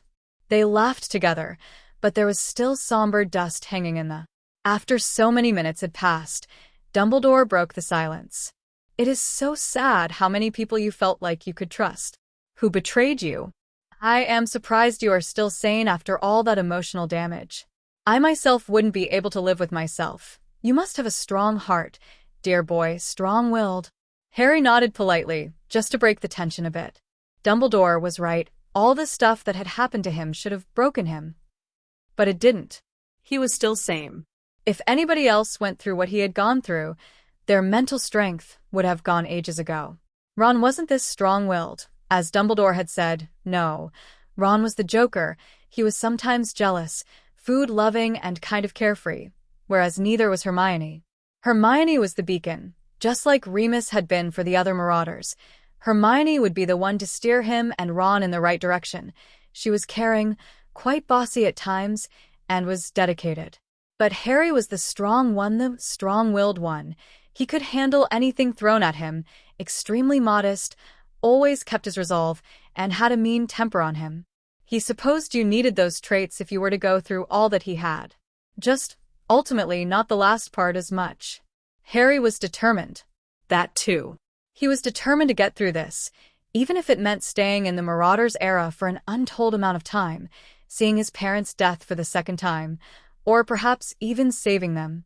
He didn't care, but he knew what he had to do, and that was to become friends with the Marauders, keep a secret, and if necessary, tell people that him and James were cousins, or even twins.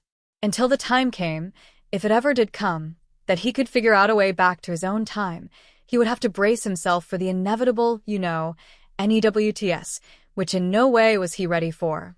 The time when James and his mum, Lily, would get together, and becoming perhaps the 5th Marauder, if it came down to it, Hermione and Mrs. Weasley's wrath, along with explaining where the heck he went for God knows how long, and now the prophecy between him and Lord Voldemort. Of that would have to wait. Suddenly Harry was worried. How will I get out of here then? As you said, it's a one-way ticket, isn't it? I believe I did say that. However, it did send you here, not merely kill you, so either I'm wrong or somebody out there thought you worthy enough to stay alive, but, of course, everything comes with a price. Which must be why you are here. Harry's mouth formed and, oh, hang on, he said suddenly, a bright light bulb flaring on somewhere around his head. I think I might know why that is. Dumbledore leaned forward in his chair. By all means, dear boy. Call me Harry, sir. Dumbledore chuckled. My apologies. I think it might be because of the prophecy. Dumbledore was beaming with intrigued excitement before, but now he just looked plain confused. Prophecy? I don't know much about it, said Harry quickly. All I know of is its contents. Oh, and that it must have been made before I was born. It was in the Department of Mysteries, in the Hall of Prophecies. That was where I found it. It had my name on it, so I'm... Harry paused, not really sure. 1-to-1 think it's about me. It had a question mark next to my name, though. He looked up at Dumbledore. It got smashed whilst we were fighting. I still remember it. I can't believe I still remember it. Did it just concern you? No, Harry said, sure of himself this time. No, it was about the Dark Lord as well. Dumbledore's face paled for the umpteenth time since Harry had met him. You mean Lord Voldemort? Harry looked up at him, his fingers holding up his cheeks in thought, and nodded. He looked back down just as Dumbledore spoke again, in which instance made him look up. What did it say? Harry puffed out his chest as he sighed. He pieced together the contents of the prophecy in his mind, so clear that he might have heard it 1,000 times. He spoke, loudly and clearly, so that Dumbledore wouldn't miss a word and ask him to repeat it. The one with the power to vanquish the Dark Lord approaches. BOM to those who have thrice death-led him, born as the 7th month dies, and the Dark Lord will mark him as his equal, but he will have power the Dark Lord knows not, and either must die at the hand of the other, for neither can live while the other survives. The one with the power to vanquish the Dark Lord will be born as the 7th month dies. Harry finished, puffing a bit, as if he had just ran a few hundred meters in a short space of time. Dumbledore couldn't believe what he was hearing. A mere boy of, what? 15. 16? Prophesied to defeat the darkest, most powerful wizard of all time? Madness. And here this boy was, having traveled here from the future, not of his own consent or accord. How was he to get back? This prophecy had to be fulfilled. But at what lengths would fate go to fulfill it? Would this boy have to narrowly escape death so many times before it would be? He sincerely hoped not. Dumbledore looked at Harry's face, which was no longer facing him, but his head was leaning on his hand, and his elbow on the arm of his chair. But the point was, Harry was wide-eyed, staring half at the floor, half past him, but not seeing him or anything. He just sat there seriously and emotionlessly. It was either Harry was deep in thought or he refused to look at Dumbledore. The sky outside was clouding over now, the sun hiding behind them almost as discreetly as it could. This didn't escape Harry's notice, though, whose head perked up slowly at the lack of regular light. He stared and seeing, out of the window, neither lost in thought, nor intimately wondering. He had no comment, no relevant thoughts. In fact, his head was completely blank, as though he was embarrassed. But he wasn't, at least not as much as he expected himself to be. Telling Dumbledore the prophecy had had an indescribable effect on him. He almost felt like he had lost a loved one, had cried for days, and was now mentally broken beyond repair. But then he was also the complete opposite, ready to perk up when something happened, waiting for Dumbledore to speak, or for any sound to make itself known, any sound at all, but then not. Whether he was waiting for that or for Dumbledore to shout himself senseless at him, all he did was blink, gazing but not seeing. Suddenly, a loud squawk made itself audible, and Harry almost fell out of his chair. Dumbledore, however, did not seem as fazed by the noise and looked expectantly towards it. Harry barely caught his balance in the armchair, took a breath, clutching his chest, and caught on to the direction Dumbledore's head was facing. Dumbledore was looking at a perch on the other side of the room, smiling. Harry looked too, but all there were ashes. His eyes widened in realization, just as Dumbledore chose that moment in time to stand up for the first time from his high-backed decorative chair and went over to the perch, where he reached up and took something off the shelf above the perch. Harry could just see under Dumbledore's outstretched arm a tiny, ash-covered, feathered head, poking out and meekly squeaking its first or perhaps millionth cry to the world. The sight was so pleasant and delightful that Harry felt the overcoming urge to off in tribute. Then Harry focused on Dumbledore, mostly because the sight of the baby phoenix was so mesmerizing that he couldn't start paying so much attention to it before becoming completely enthralled, but partly because he was also drawn in by Dumbledore's attire, though admittedly not as much as he was concerning the phoenix. Harry noticed he was wearing long bright red and fluorescent purple robes that almost reached his leat, which were covered with dark brown, buckled boots. Harry could neither see the point where the boots ended, nor his socks, as both were covered by his inky blue cloak. He was wearing also a thick buckled belt under his cloak, and his beard was not yet long enough to be tucked into it, as Harry remembered it usually to be. Harry hoped that his brilliant mind in this time period was better than his fashion sense in any time period, otherwise he was in trouble, as it not. Then he wasn't sure if he'd ever get back to his own time more trouble than if he was caught stealing from Snape's store cupboard by both Snape and Filch. Harry shivered at both thoughts. It was official. It was not, and it never would be, because of the cold. 6. Harry normally remembered Professor Dumbledore to be somewhat okay. He wasn't quite sure what, but he knew that something was different about him now. Perhaps it was the fact that here he was sitting in the same room as Dumbledore from 19 years ago, or maybe it was just him. He didn't know. Dumbledore took a small bottle out of a little cabinet above the perch. Harry looked at it strangely for a moment, but thought it better not to say anything. He instead focused his attention on the reborn phoenix, who was now craning its neck for a good look around the room. Harry couldn't help but grin at the sight. He'd always loved phoenixes. In fact, this phoenix had saved his life twice in the same battle in his second year, so yes, he had a reason to like this one in particular. Dumbledore, smiling, the twinkle in his eyes fading, but not quite disappearing, took the seat at his desk again with the bottle clutched in his long fingers. Harry turned to him and didn't think about privacy or rudeness at all as he watched. With annoying curiosity, Dumbledore uncapped the bottle and held it to his lips. Only now was he conscious that Dumbledore might not want Harry watching him, so he quickly, though it wasn't all that easy to do so, tuned the headmaster out, rather wrenched his gaze from the headmaster, actually, and let his vision scour the rest of the room. He hadn't quite realized how much he had wanted to do so since he entered the room. The silver instruments glinted at him through the glass cabinets, making him feel as though he were being watched. With building unease and awkwardness, he shifted his gaze to the door, which he almost longingly gazed at for a second, before quickly turning back to Dumbledore to check whether he had noticed. Harry grew extremely embarrassed when he found that Dumbledore was studying him intently, and he looked away sheepishly. His eyes once again rested on the baby phoenix, who gave a tiny squawk before shaking off the soot from its feathers and jumping back onto its perch, where it wobbled a bit, but managed to keep its balance. Harry couldn't help but smile at the sight. "I see you've taken an interest in my phoenix." Harry inwardly jumped, but managed to stop his surprise from showing physically. He turned slowly and met Dumbledore's charitable smirk. He started speaking again, and Harry somewhat felt like he was receiving a life lesson from a teacher, which, in theory, he was. "His name is Fawkes," Dumbledore continued humbly. "I found him on an expedition a few years ago, gained his trust. It is very difficult to obtain a phoenix's trust.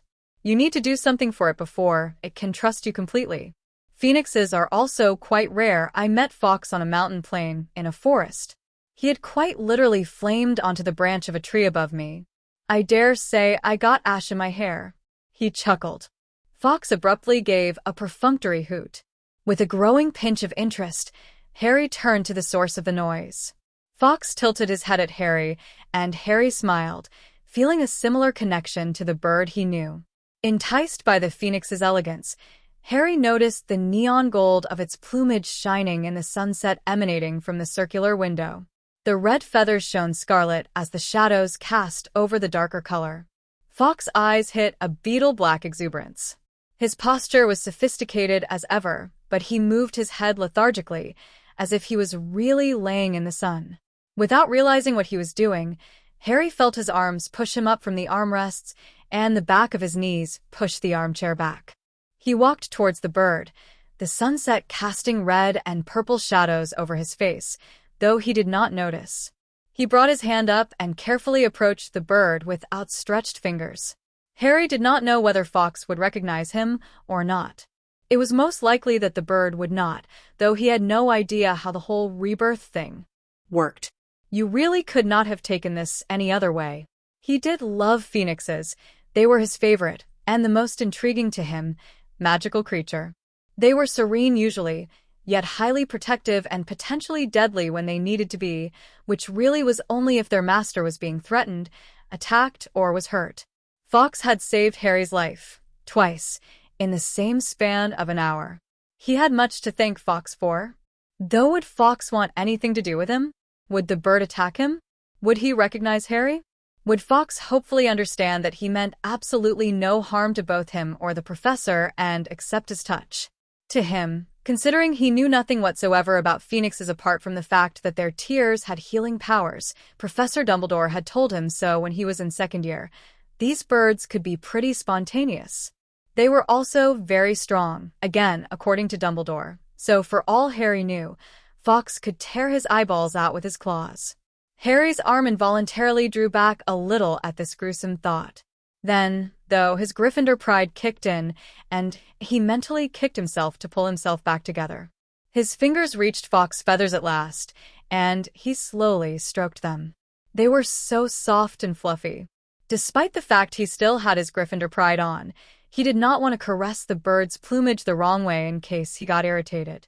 Harry turned his hand so that his knuckles were digging softly into the feathers, hopefully seeming affectionate.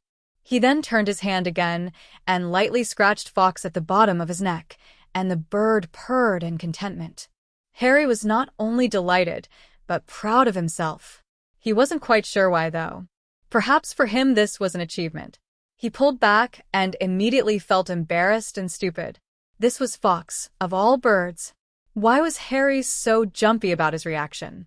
Fawkes cocked his head to the side and looked up at Harry through warming beetle-black eyes, rather like the warmth Hagrid's eyes provided, yet in this instance, it was much more mystical and somewhat familiar to him. He saw his own emerald-green eyes being reflected in Fawkes. The bird slowly blinked and shook his newly erected feathers, as if trying them out for the first time. Harry's eyes widened slightly as Fawkes then stopped shaking his feathers and stood tall, now calculating him. Harry smiled, to hopefully remind Fawkes of who he was, though he was still unsure as to whether it would work. Fawkes blinked slowly again. For a little while, Albus Dumbledore watched the scene intently, but now his feelings were more content. He blinked slowly, though surely, and studied the arrangement between bird and boy. It seemed as though Harry had a sort of connection, or even had known Fawkes before this encounter. How was merely an impossible concept to him. But now a light bulb appeared in his head. Of course. The boy knows me, and therefore must know Fawkes, in the future. This would explain a lot. Why Dumbledore did not think of this before, he had no idea. Perhaps he was just preoccupied over time of watching this brief, nonetheless meaningful meeting. It was unclear whether Fawkes recognized Harry, though by the angle Dumbledore was facing, it seemed as though Fawkes was only just comprehending Harry's actions towards him. Even he still had doubts about every single function of a phoenix's life cycle. He assumed also anybody else, would not know whether the life cycle of a phoenix incorporated the ability to see or comprehend the future. That would be simply remarkable, and would have to be put in the history books, though he supposed there was no way he could find another phoenix to test such a theory. Just to be sure, he supposed now was the best time to find out firsthand, and he would worry about such other things later. Asterisk. James?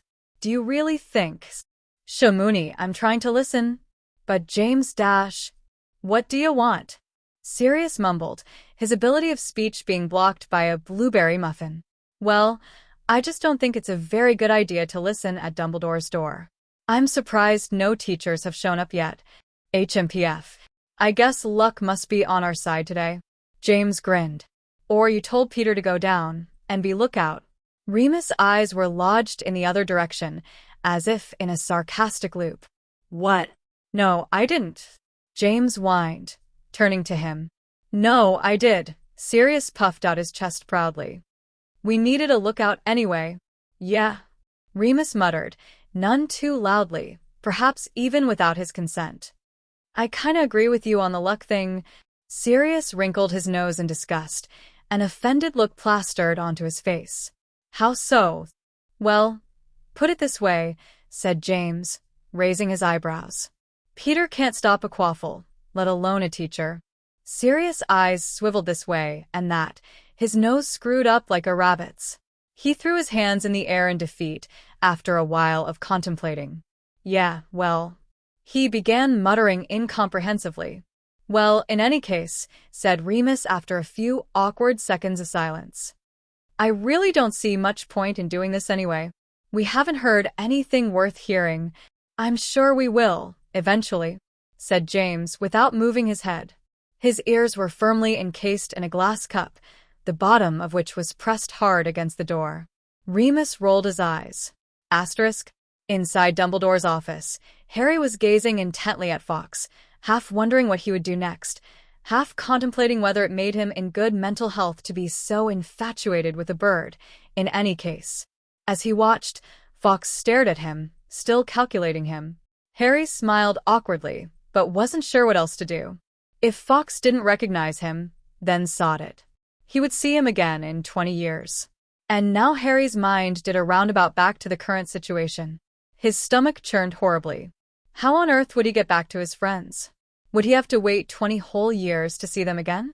Would he have to witness his parents' death again? No. He told himself firmly and angrily. No way are they going to die, not this time. Though what would he change if he saved them? Would he even be able to save them? His mind revolved back to what Dumbledore had said earlier. I suppose getting them out of the building might help, though I highly doubt a mere schoolboy could defeat the most powerful and the darkest wizard to yet set foot on this earth. Now he felt more sure of himself than ever. Of course he could, right? That prophecy surely could mean nothing of importance to him. He had been trying to interpret the prophecy ever since he heard it in the Department of Mysteries for himself, and from what he gathered so far, he, Harry, was the only one with the power to defeat Voldemort. How? He had not a flying hippogriff how. It was almost as if fate expected him to remarkably acquire more potential power than Voldemort in a short space of time. Uft. Nope, that was an impossibility to Harry, if ever there was one.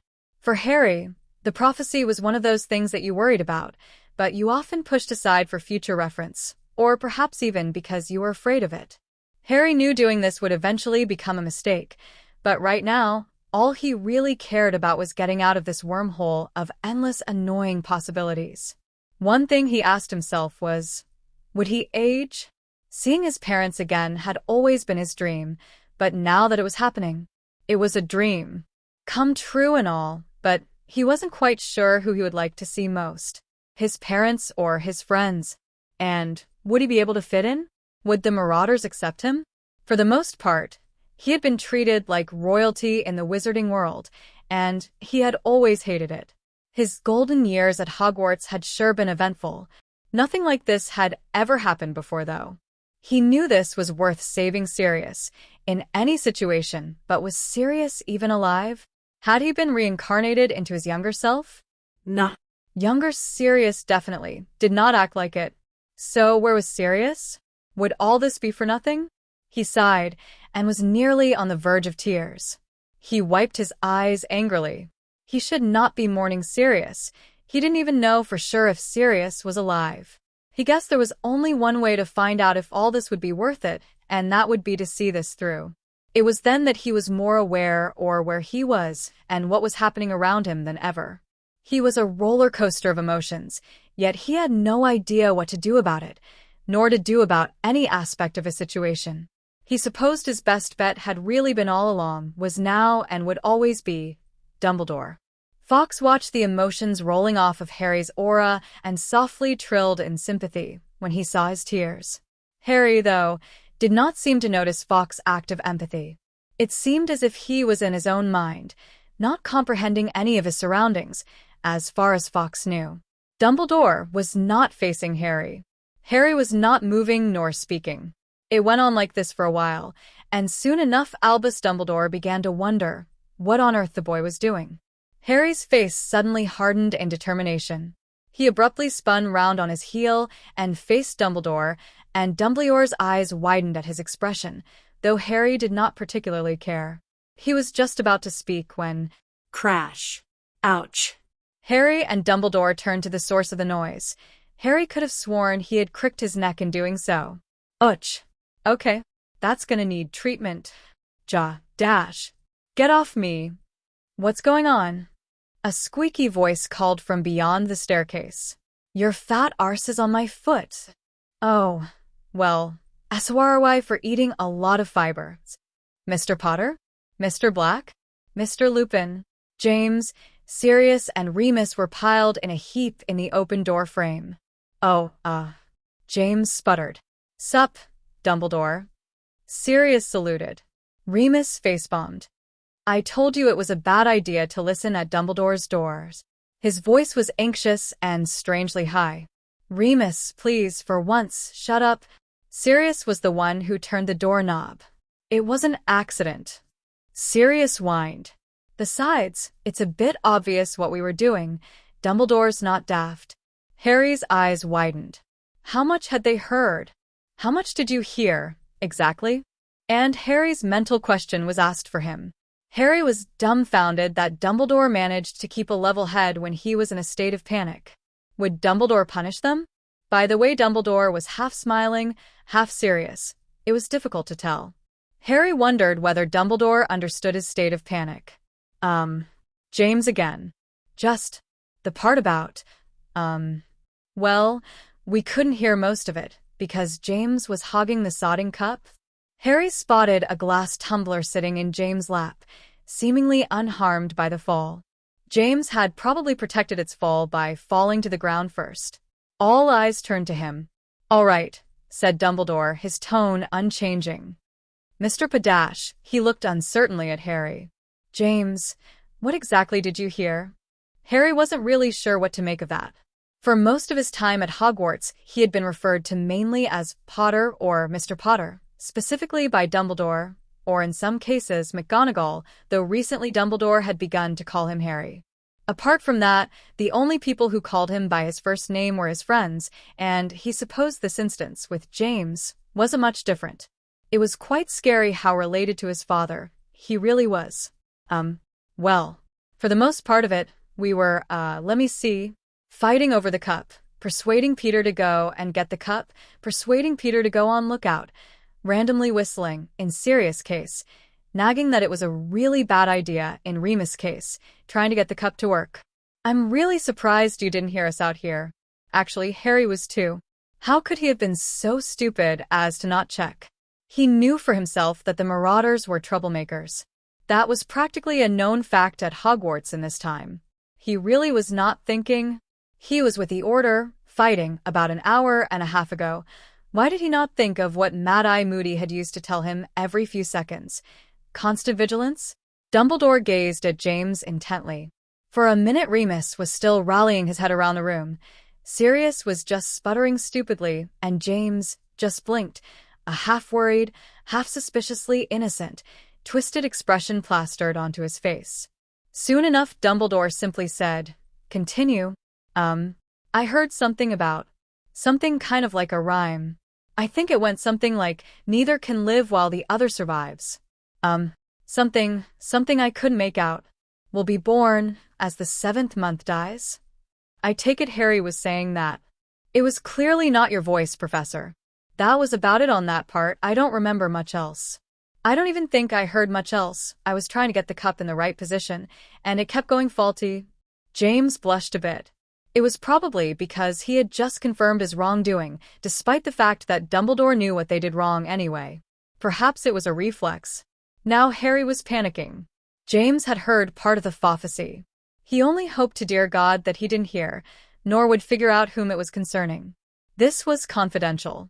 Then I heard this really loud squawking. All of us heard it, I think, not just me. Right, guys? Yeah, sure. It was really loud. Sirius said in a similar fashion to James when he blushed earlier. Dumbledore then turned expectantly from him to Remus. Remus was spinning his head rapidly from left to right in alarm. He had finally been caught for doing something, and he did not seem to be taking it well. Harry didn't think he could say anything else at that point. Dumbledore just kept smiling. Though when James had recited that he had heard part of the prophecy, he had looked almost as alarmed as Harry. It had been there for a split second. Then it was gone. Dumbledore turned from Remus to James and gestured for him to continue. I didn't hear much else for a while. It seemed as though a really awkward silence was going on in here. Then I heard the professor say something kind of inaudible. It was something about a phoenix, I think, and then nothing else. It was as if you guys had just stopped talking completely. It confused me a lot. I kept hitting the cup, trying to get it to work. Yeah, you were also whispering and screaming at it at the same time. Why won't this damn thing work? It was really funny. Sirius wiped the imaginary tears from his eyes. James gave him a dirty look. Well, at least now I know why you were laughing your head off in the background. Sirius snorted. Harry and Dumbledore shared a look. Dumbledore saw the panic evident on Harry's face, with not even the slightest bit of amusement, and his smile disappeared, to be replaced by an instant expression of concern. James and Sirius girly slapped each other, trying to untangle themselves. When they eventually managed to stand up again, Sirius brushed off his clothes, mumbling incoherent words to himself, whereas James held out a hand for Remus. Remus, though, still looked as though he had been caught robbing a bank. Nonetheless, he let James pull him up, his mouth wide open stupidly. Well, Dumbledore broke the heavy silence, which was slightly lighter than before just with the presence of James, Sirius, and Remus, let alone their antics. Dumbledore tried to smile, though it wasn't as genuine as he thought. I'm going to choose not to punish you three this time, especially not you, Mr. Lupin. It seems as though you would have had no say in the matter anyway. Just as long as you don't repeat anything of what you have heard to anyone, understand? Even if you think it is not important. This was supposed to be private. James nodded. Sirius saluted again, and Remus hung his head in shame. Guys? Came the same squeaky voice as before. Abruptly, Peter appeared in the doorway, and each head turned to him. Harry was extremely glad and somewhat amused to see him heaving from running up the stairs, and to realize that since he was supposedly on lookout the entire time, he could not have heard anything. The grudge he still held for Pettigrew still held though, and Harry narrowed his eyes at him. Dumbledore noticed Harry's strange body language and remembered what Harry had divulged to him earlier, that Peter could not be trusted. Suddenly Dumbledore held the same grudge as Harry did, though at this moment in time he was still one of his students, so he felt like he was obliged to be tolerant of him. He tried not to show his feelings on his face. He merely faked a smile instead. In this case, both were fairly difficult to do. Peter, however, did not notice either expression. His watery blue eyes were fixed on the other Marauders. Dumbledore cleared his throat, breaking the silence yet again. Aside from that, you are quite lucky you are not being punished for now. You may go. The Marauders reluctantly left. Harry slowly followed behind them, half not even sure if he should. Just when he was out of the door, Harry turned back expectantly. Dumbledore's serious expression was still there, though his face also showed concern as well as something of a smirk. It was mixed to Harry. I will find a way to get you back to your own time, I promise you. For now, though, I'm afraid you'll just have to try and fit in. His expression now was somewhat sad. I will reinstate you as a student. I will not announce your sudden arrival to the school.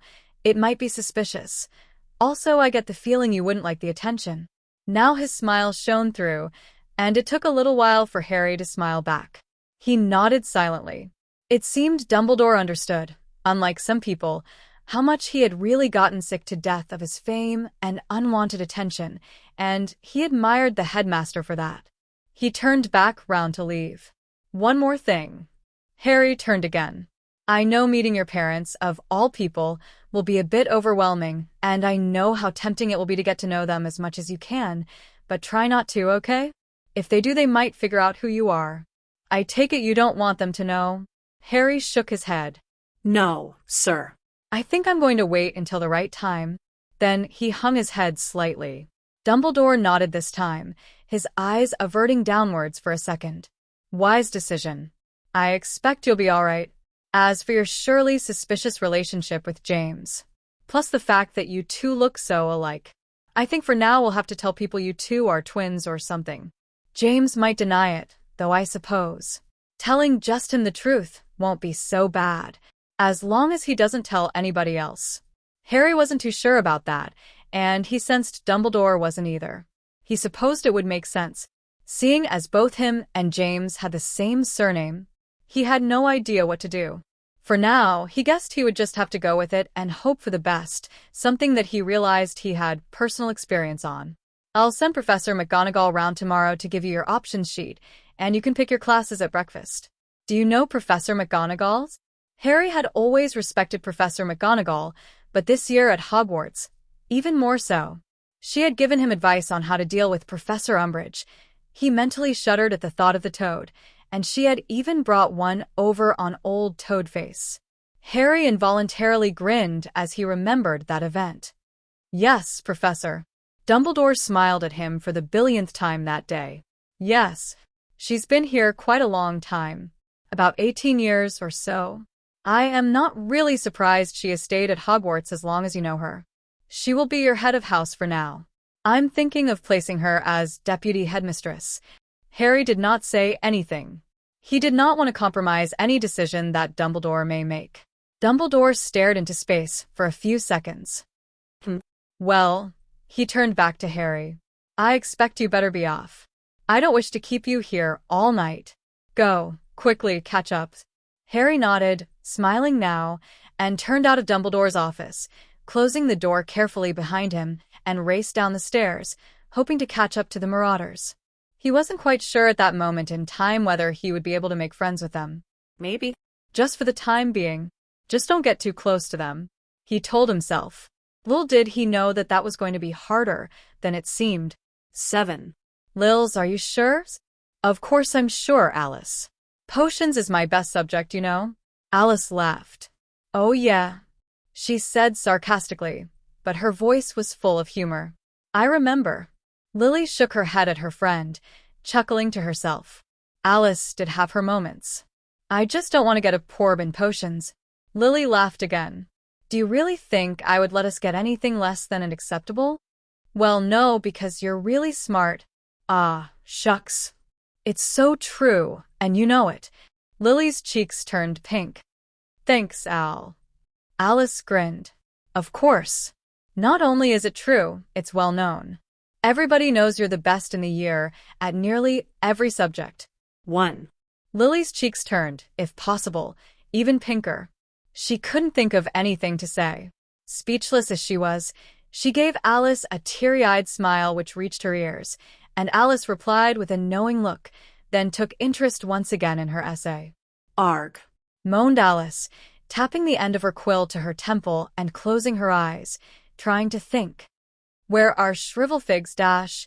Oh, Lily interrupted her, motioning with her finger with every syllable. I know that the best specimens are found in Abyssinia. Alice nodded and slapped her forehead in realization, then turned back to her essay and began scribbling. Lily gazed out of the window. Rain had started to pour lightly outside, though she could see the beautiful sunset through the slight mist. There were sheets of red, gold, and purple framing themselves in the sky. It would be a lovely day tomorrow. The fire in the common room blazed warmly. The crackling in the hearth spoke comforting words in Lily's ears, and she slumped back in the back of the sofa. Apart from the mixed sounds of the fire and the rain, she could hear the scratching of Alice's quill. When the scratch of quill tip on parchment ceased, she opened her eyes and sat up. You all right, Alice? Oh, yeah, Alice replied, peeking back at Lily for a split second before turning back to her essay on the attributes of shrivel figs and their uses in potion making. There's this other property of shrivel figs, but I can't think of what it is. She trailed off, tapping the side of her forehead with her quill again. Here, Lily sat forward. Let me have a look at it for you. She picked the parchment up off the table. Thanks, Lils. Alice sat back, stretched and closed her eyes, just as an audible yawn escaped her lips. Ugh, what time is it? Dunno, it can't be too late. It's only just gone sunset. Lily answered monotonously, her eyes scanning the parchment. She lightly laughed. Al, your handwriting is terrible. I know. Don't remind me of it. Lily's laugh was louder this time. Alice grinned in reply, her eyes still closed.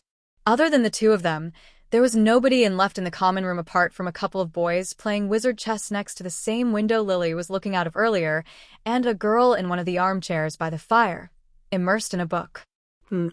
Lily hummed after a few minutes. Just a couple of things. First, when using it in a shrinking solution, you peel it, not chop it. Second, you missed out that a shrivel fig has sturdy and aggressive roots, so it can live through harsh winter. Oh yeah, that's what I was trying to think of. Cheers a bunch, Lils. Sure thing, Lily laughed, handing Alice back her essay. Just remember that next time. And Lily slumped back in the back of the sofa, taking the cushion out from behind her and placing it on her lap. And she dissolved into her daydreams, the light of the fire creating a warm glow through her closed eyelids. Asterisk. Harry did not expect the Marauders to wait for him. He was shocked, therefore, to race down the stone steps to find James there, hands in his pockets and shuffling his feet. When he heard footsteps, he looked up and spotted Harry, smiling at him. Hey, James greeted him. What took you so long? Dumbledore keep you back? Harry shrugged. He was still in a mild state of shock, though it wasn't enough to build an external reaction from him. Yes, Dumbledore did keep him back, but he knew that if he gave James a direct yes, James would ask him why, and he definitely was not going to tell him the truth. Not yet, at least. He realized that he was more like his father than he thought. Very curious. Perhaps even too much so for his own good. Okay, James confirmed. Harry was glad that James did not press the matter further. Well, the others have gone on. Want to try and catch up to them? You look like a good runner. Harry felt his cheeks pinken. Thanks. Sure. And Harry and James jogged back up the hallway to catch up with the other three. After a while, James looked as if he was losing breath, but Harry wasn't breaking a sweat. This was because of all the times Dudley and his gang had chased Harry all around the playground and across town. That was one thing he planned to do if, when he stated to himself firmly, he got back, get his own back on Dudley, pay back, he supposed, for all those years of torture.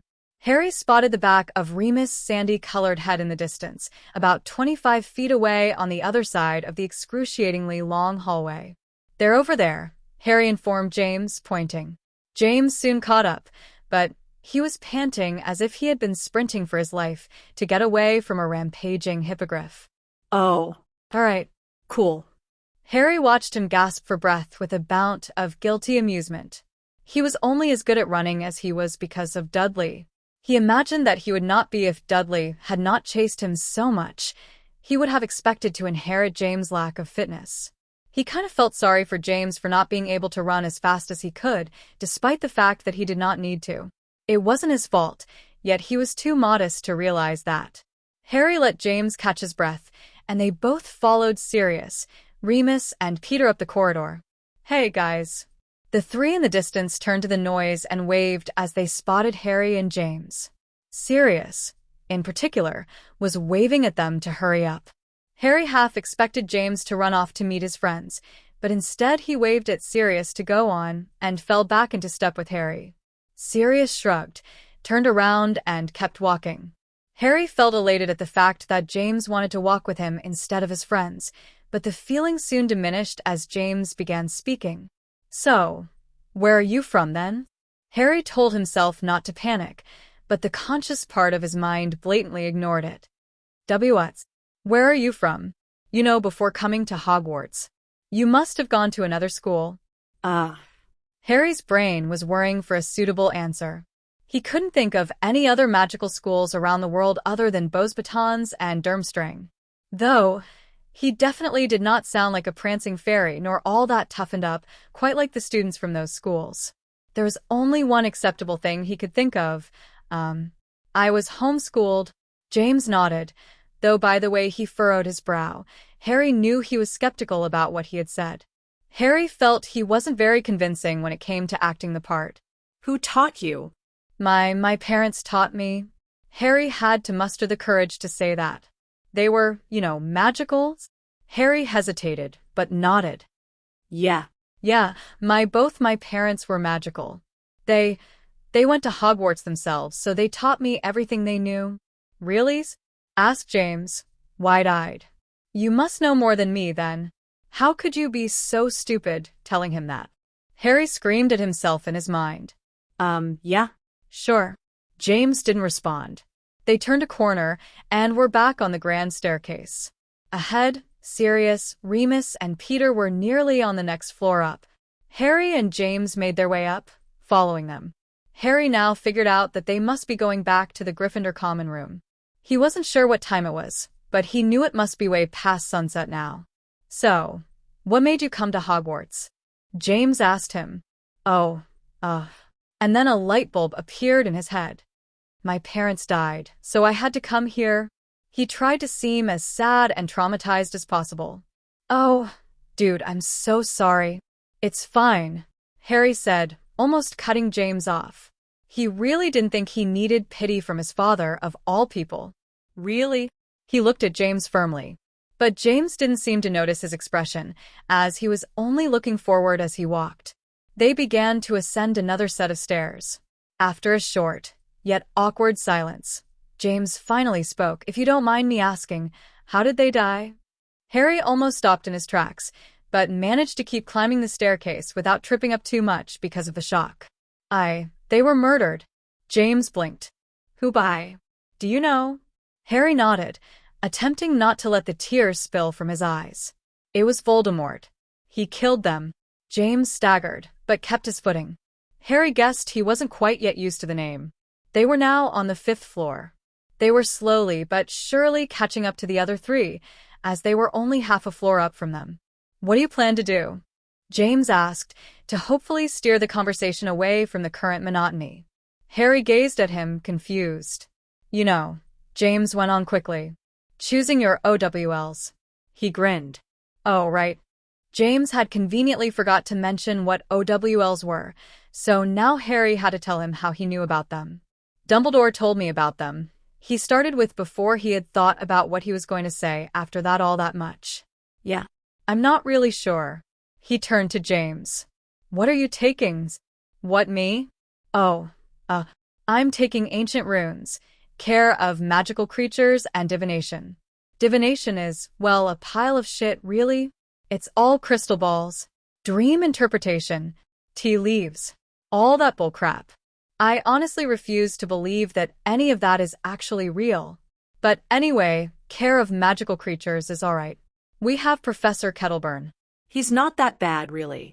Not that strict usually, but he does get quite miffed with us when we mess around.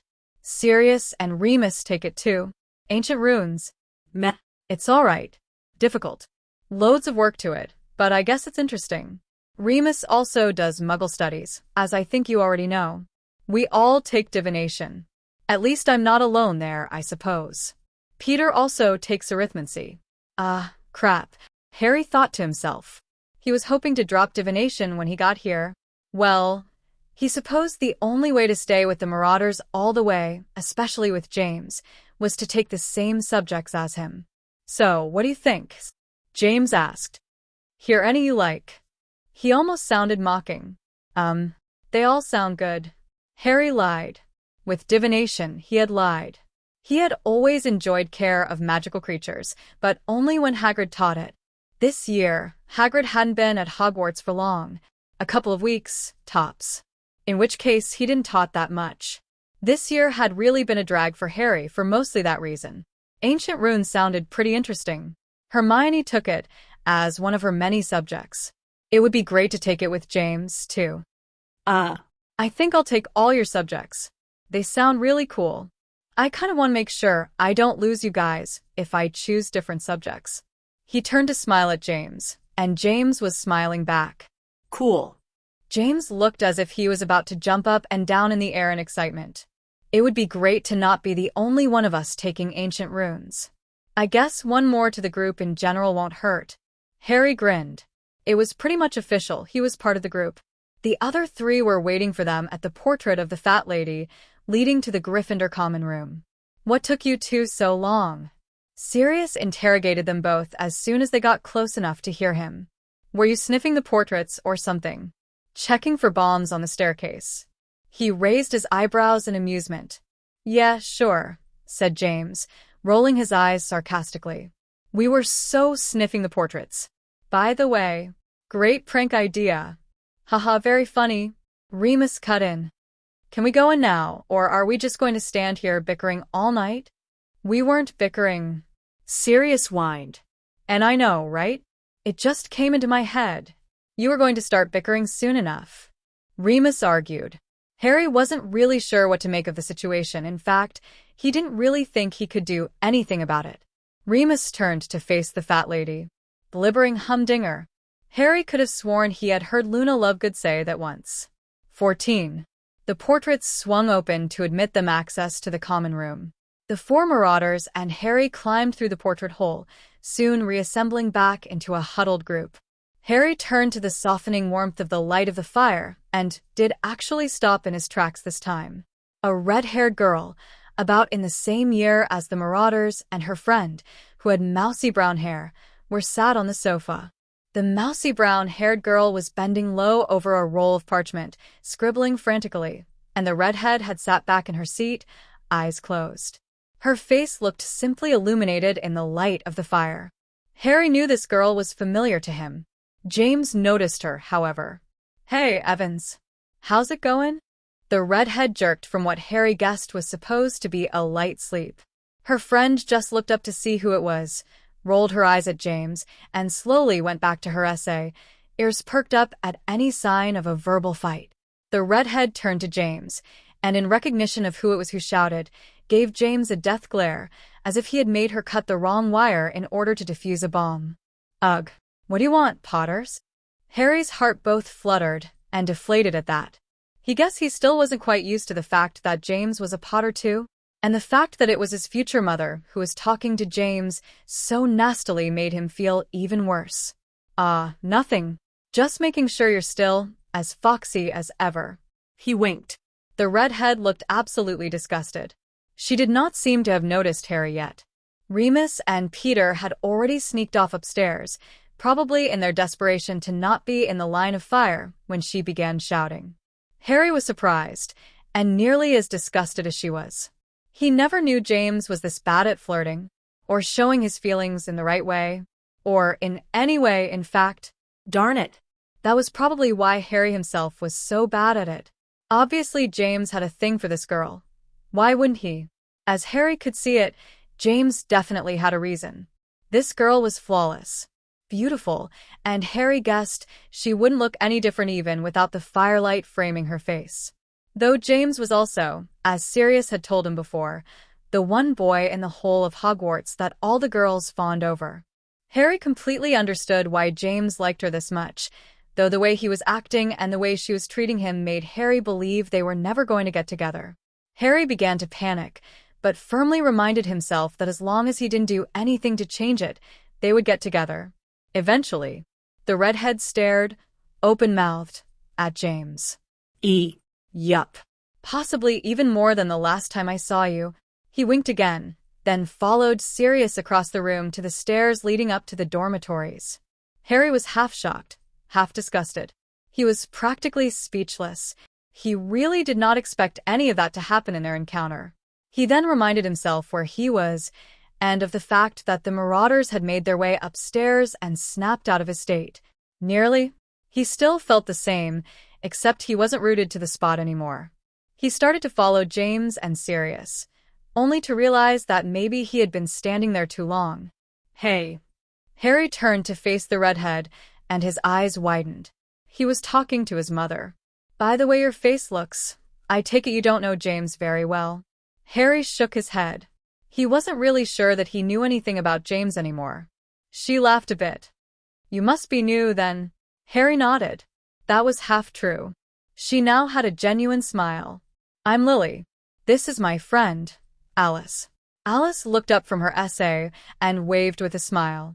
Harry turned back to Lily as she went on. Hopefully you aren't as bad as them. She cocked her head towards the stairs, where the Marauders had disappeared mere minutes before. Though by how shocked you look, I don't think you are, somehow. Though Remus isn't that bad. I'm quite good friends with him. At least he doesn't repeatedly hit on me. Harry managed a laugh. You look an awful lot like James, you know? That's the primary reason I ignored you, for most part of that encounter. It seemed to Harry that was the kindest word she could think of to describe that particular situation. Lily looked down, fiddling with her thumbs. I'm sorry about that. I just assumed. Harry finally found his voice. Hey, it's okay. I understand. Lily looked up and smiled at him. Then her face twisted into a look of confusion. You have eyes just like mine, you know? Harry's eyes widened, which probably wasn't a good idea, as it would confirm her suspicions, but he couldn't help his external reaction. Lily's eyebrows raised, though she was still smiling at him. Huh. Pretty cool coincidence, I guess. Except they look a whole lot better on you than on me. Harry now knew where he got his signature modesty from. Trust me, he said. Those eyes look like they belong to an angel when on you. Harry couldn't believe he had just said that. And to his mum. Well, at least he now knew he was better at flirting than James. Lily looked down at her hands, and her cheeks pinkened. Harry almost panicked. Oh no. I didn't mean it like that, dash. Lily giggled. It's all right, don't worry. She looked up at him again. Her eyes sparkled in the firelight, reflecting it, introducing bright reds, oranges, and yellows to stunning emerald green. At least you're better at pleasing a girl than Potter. Harry's heart leaped again, though it was a happy leap. Lily had just complimented him, as well as mentioned the name Potter. He felt elated. His cheeks pinkened now, too. Oh, thanks. Lily was still smiling. Her eyes were still sparkling. She cocked her head to the stairs again. You better catch up with them. I take it you've made friends? 13. Harry turned to gaze at the stairs thoughtfully. Yeah, I guess I have. He turned back to Lily. Alice was shooting her eyes to both of them, from one to the other like a tennis rally, almost in a trance. Well, thank you. It was nice meeting you. He made to leave, and was nearly to the stairs when... Wait. Harry turned abruptly back to the fire, where Lily and Alice were peering at him through the light. Sorry, I never caught your name. Harry smiled. Well, he guessed it wouldn't hurt to tell her his full name. Dumbledore did tell him to tell people he was related to James, after all. Call me Harry Potter. 1. And Harry smiled at them both again, leaving a stunned Lily and a curious Alice in front of the fire in the now empty common room. Asterisk. Harry climbed the boys' stairs, and locating the door to the 6th-year dorm. It wasn't difficult to find it considering he could hear Sirius' loud, contagious, bark-like laugh from within. He opened it and entered. You actually told her that? Remus was lecturing James. Was that really necessary? It was clear to Harry that Sirius and James had just finished telling Remus and Peter the story of the scene downstairs in the common room. Yep, declared James, landing with a flop on his bed, which was the first from the middle on the right side of the room. He seemed proud of what he had said to Lily. Harry silently agreed with Remus' reaction to this. He closed the door behind him. Remus went to lecture James when he heard the door close and turned to spot Harry standing there. Oh. Hey, Harry. Harry managed a weak smile. He was very tired. All he wanted was his warm, fluffy, four-poster bed. Hey. James sat up, and Sirius looked up. It seemed it was the very same parchment Sirius had been looking at before they had all gone to see Dumbledore.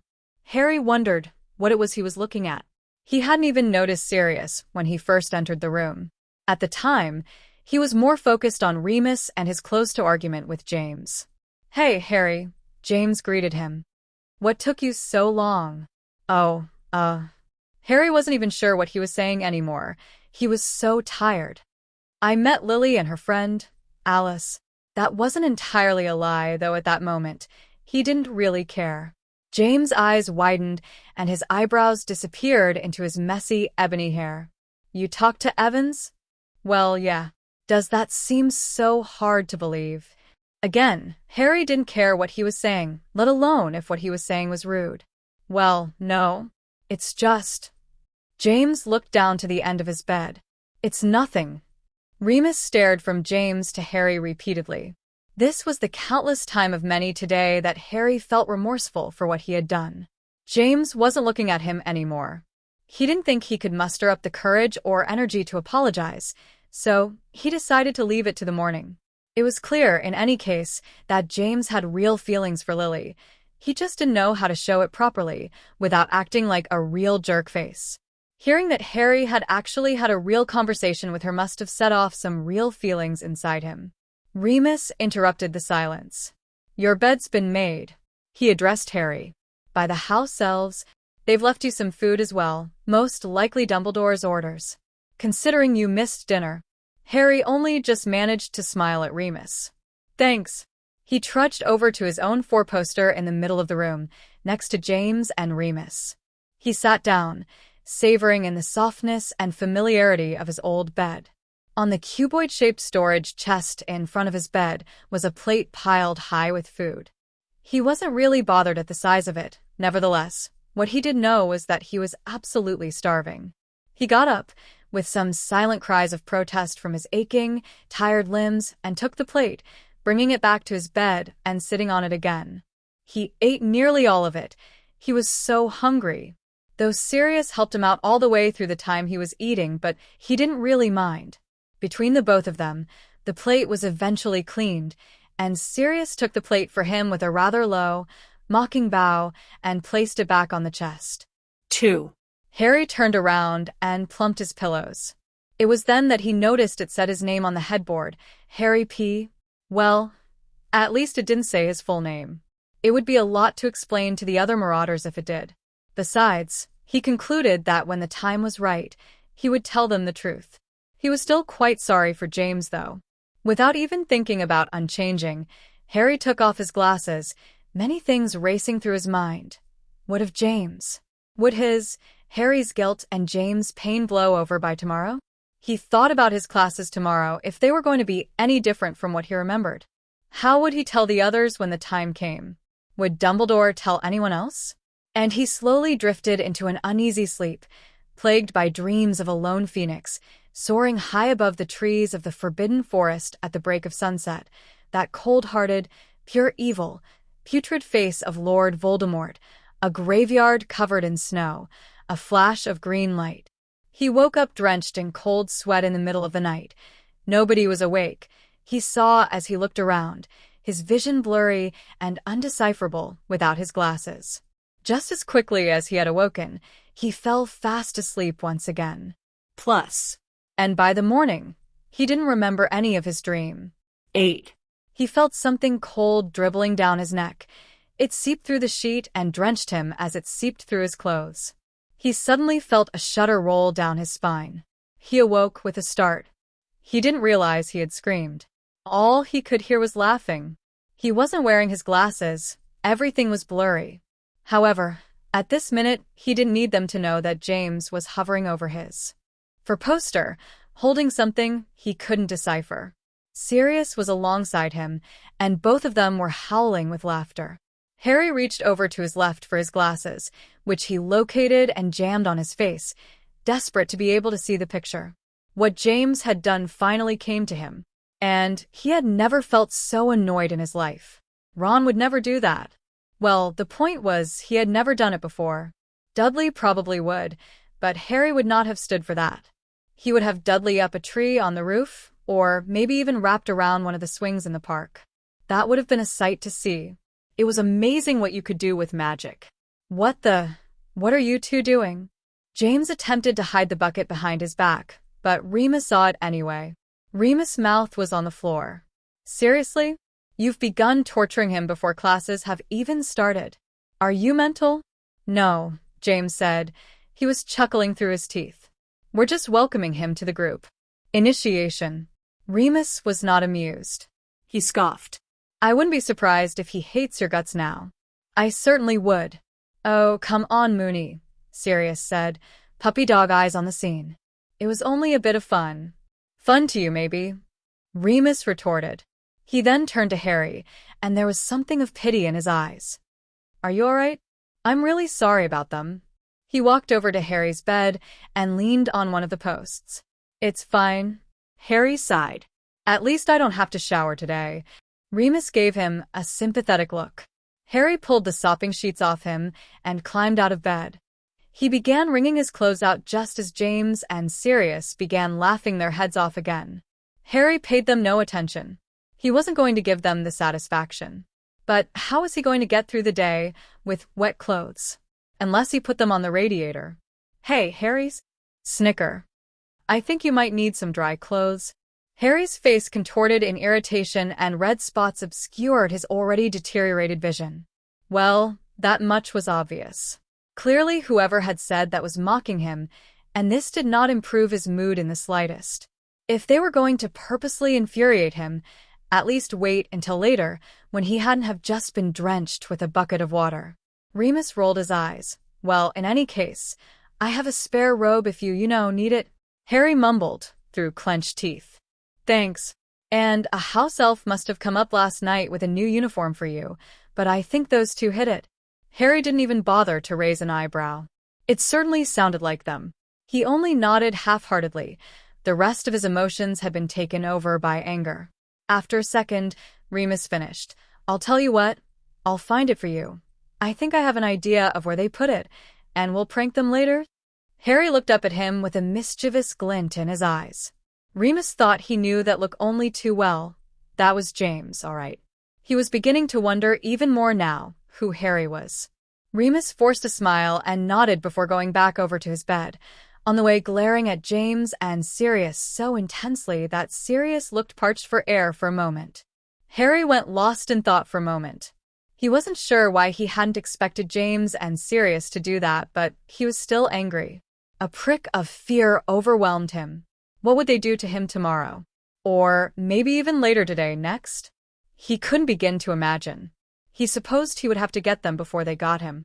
He didn't want to start a prank war, but he somehow knew that was how it would turn out, and if not, then he'd have to learn to put up with the pranking. No way was that happening. He was beginning to think that what everybody who knew them had told him about his dad and Sirius had clearly been an understatement. Speaking of Sirius, where even was he? Was he dead? No. Harry told himself. Don't think like that. But Dumbledore had said, instant death. But he was still alive, wasn't he? At least Harry hoped he was. Unless this was dreamland. Was he in a coma? Somehow, he doubted that, but it didn't stop him wanting to find out how the hell he had gotten here and, even better, how to get out of here. He didn't want to stay here for 20 more years. He didn't even know whether he'd age here. He wondered if there was some weird magic on him here to stop him from doing so. As expected, this did not reassure him. It depressed him even more. He then made a mental note to never let his imagination wander again. Harry, hello? Harry jolted. He wasn't sure how long he had been sat there, but he knew for sure that was Remus' voice, and it most definitely was. Remus was standing in front of him, holding a bundle of clothes.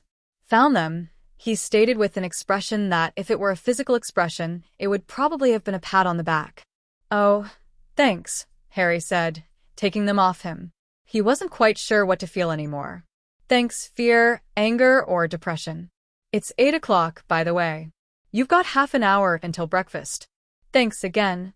Naturally, Remus had been smiling throughout most of the conversation, though now he looked positively jolly. Well, hurry up. It's your first day and all. He now sounded more like Hermione to Harry than ever. James and Sirius laughed. Only person I know who's actually excited about school, James smirked. And that would probably be the exact same thing Ron would say to her. Remus walked out of the room with his eyes on the ceiling, which looked as if he was silently praying, "You really hate me, don't you?" James and Sirius slowly followed, snickering to themselves. Once again, Harry had forgotten that Peter was in the room, but his presence was known when he followed them out. Still sopping wet, which he hadn't even thought about since Remus had offered him his spare robe, Harry trudged to the bathroom, new uniform over his arm. He changed into it and tied his tie in the mirror, then stepped back to look himself over. He sighed and flattened down his fringe. As long as he kept his fringe down, nobody would see it, and nobody would ask questions.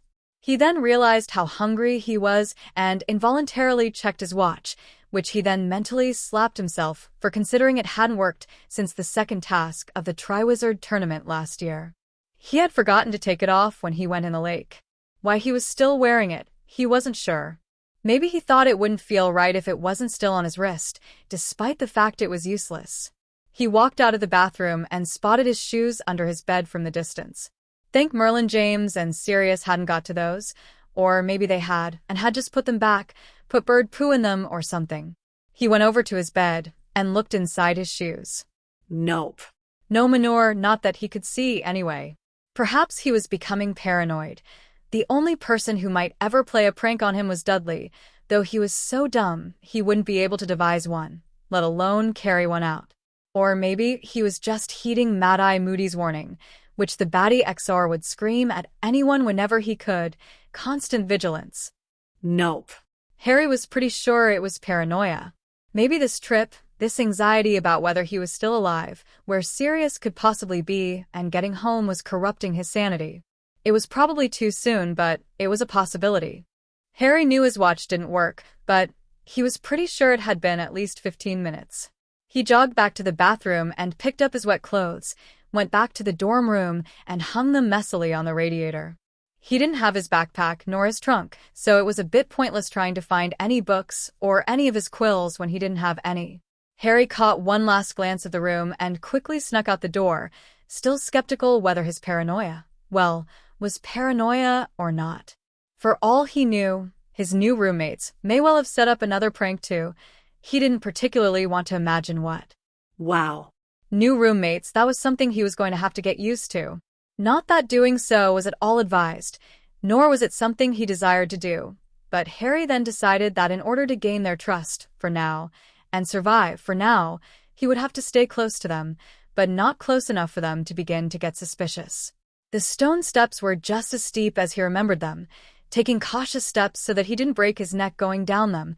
He occasionally began peering out the window at the consummating sunrise. The sun was high above the trees now, and was moving slower than snail pace, climbing higher and steeper.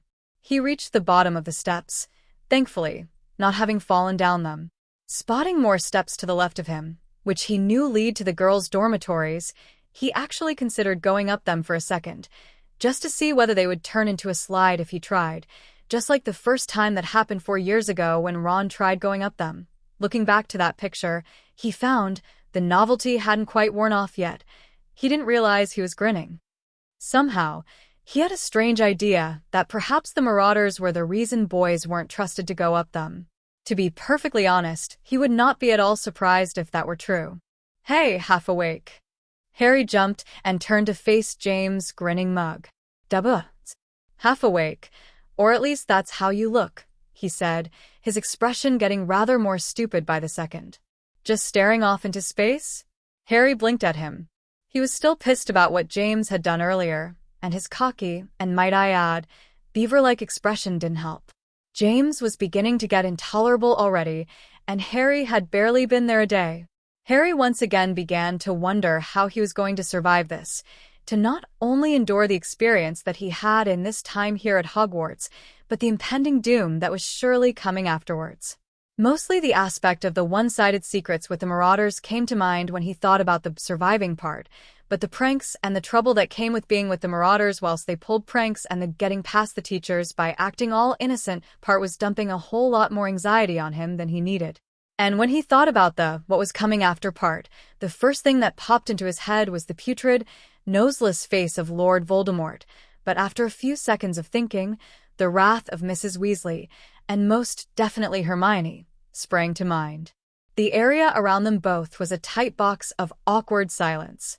So, James began swinging his arms back and forth, most likely to attempt to fill the black hole of awkwardness. Are we going to breakfast or not? Harry tried to hide the falseness in his grin as they headed towards the portrait hole. They appeared on the grand staircase, and, surprisingly, whom Harry expected to be there, waiting for them, weren't there. He began. Where are the others? I expect they've gone on. I take it you've got the gist of Peter already. He's like a limpet, seriously. He's like gum on the bottom of your shoe. He's like a permanent sticking charm. He's most likely gone with them. Harry almost had all the energy he needed to laugh then. It was true, and it was pretty obvious anyway, so it wasn't like James needed to go into that much detail, though it seemed the more detail James gave, the funnier his description of Peter was. Whilst Harry did find it hilarious of James to say such things about Peter, he was reminded of his hatred of the two-faced rat before he could be cheered up. It was then that Harry realized that James was halfway down the first flight of stairs already. He hesitated, then quickly followed. So, the cage of awkwardness between them both, for some reason, wouldn't expand. For a minute James stared off into space, and then it seemed he had gotten bored of doing so.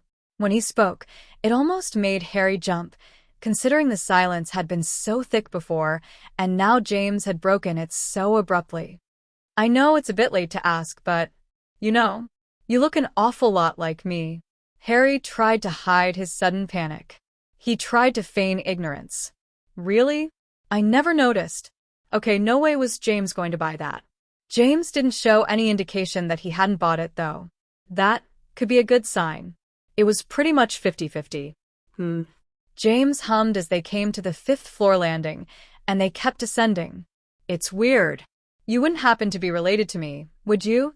James gave a light-hearted chuckle and Harry attempted to replicate it, though he didn't have much success. James didn't seem to notice, though. I wouldn't actually be surprised if we were, It looks as though, yeah, anyway. He diligently turned his head in the opposite direction, clearly to avoid any eye contact with Harry at all. To Harry it looked as though James was blushing for a second, though he couldn't be sure. Well, not that Harry could blame him. He would be embarrassed too, if he'd suggested something as absurd as that. Despite the fact that it was positively and inexplicably true. Harry then did the most stupid thing he had done since this conversation had begun. He opened his mouth. I wouldn't really be surprised either. James looked at him, at first puzzled, then his expression became somewhat unreadable. Really? Well, Harry couldn't help blushing now, I guess so. For all we know, we could be cousins. James laughed, similar to the light-hearted laugh he had executed earlier, though now it sounded more sincere. I suppose the Potter family tree is the only way to find out. Harry's eyes widened, though he tried his hardest to not let James spot his face, which was turning gradually paler each second. Yeah. Opening his big, fat mouth was most definitely the most stupid thing he had done since the conversation had started. Well. Why, yeah, I guess. Stop talking. A panicked voice in the back of his mind told him. Hey, why don't we tell people we're actually related? It would be so funny. Relief spread through Harry like a refreshing gust of cool air, and the blood rushing in his ears seemed to have stopped. He was surprised he had actually heard what James had said because of it. Yes. Now was his chance to seal the deal. Even better. Why don't we tell people we're twins? It would be hilarious. And people might just buy it considering, how we look so alike. Harry regretted it coming out like that right after it dribbled out of his mouth. He immediately bit his lip and just managed to stop his hands before they slapped themselves to his mouth. That wouldn't have looked all that marvelous. Caught up in his panic, Harry didn't realize that James was actually considering what he had said. I don't see why not. It would be a great prank. And people might just buy it considering, Harry raised a blabbergasted eyebrow. Wow. He had bought it? It was working. Yeah. Harry spurted out, not really taking any notice of what he was talking about. Of course James was referring to how alike they looked, though Harry definitely wasn't going to elaborate on that anytime soon. Sounds like a cool plan. You know what? I like you. Great minds think alike, I say. I think you might just be becoming a marauder. He wiped an imaginary tear from his eye. I'm so proud. Harry didn't bother fighting the urge to snort. It seemed James had picked up on his reaction and was now grinning from ear to ear. Well, I guess it's a deal. Ooh. He stopped in his tracks, as if he had forgotten something important. Just one thing, though. Do you like Quidditch?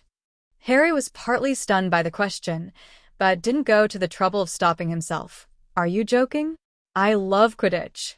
James gasped and began jumping up and down on the spot, not to mention squealing like a crazy fangirl having met their idol.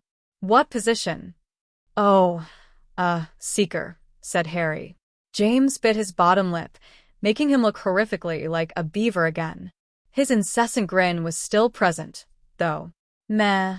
Well, the positions don't really matter, not if you're going to try out for the Gryffindor Quidditch team, anyway. Despite the fact there are 3 chaser spots on the team, but oh well.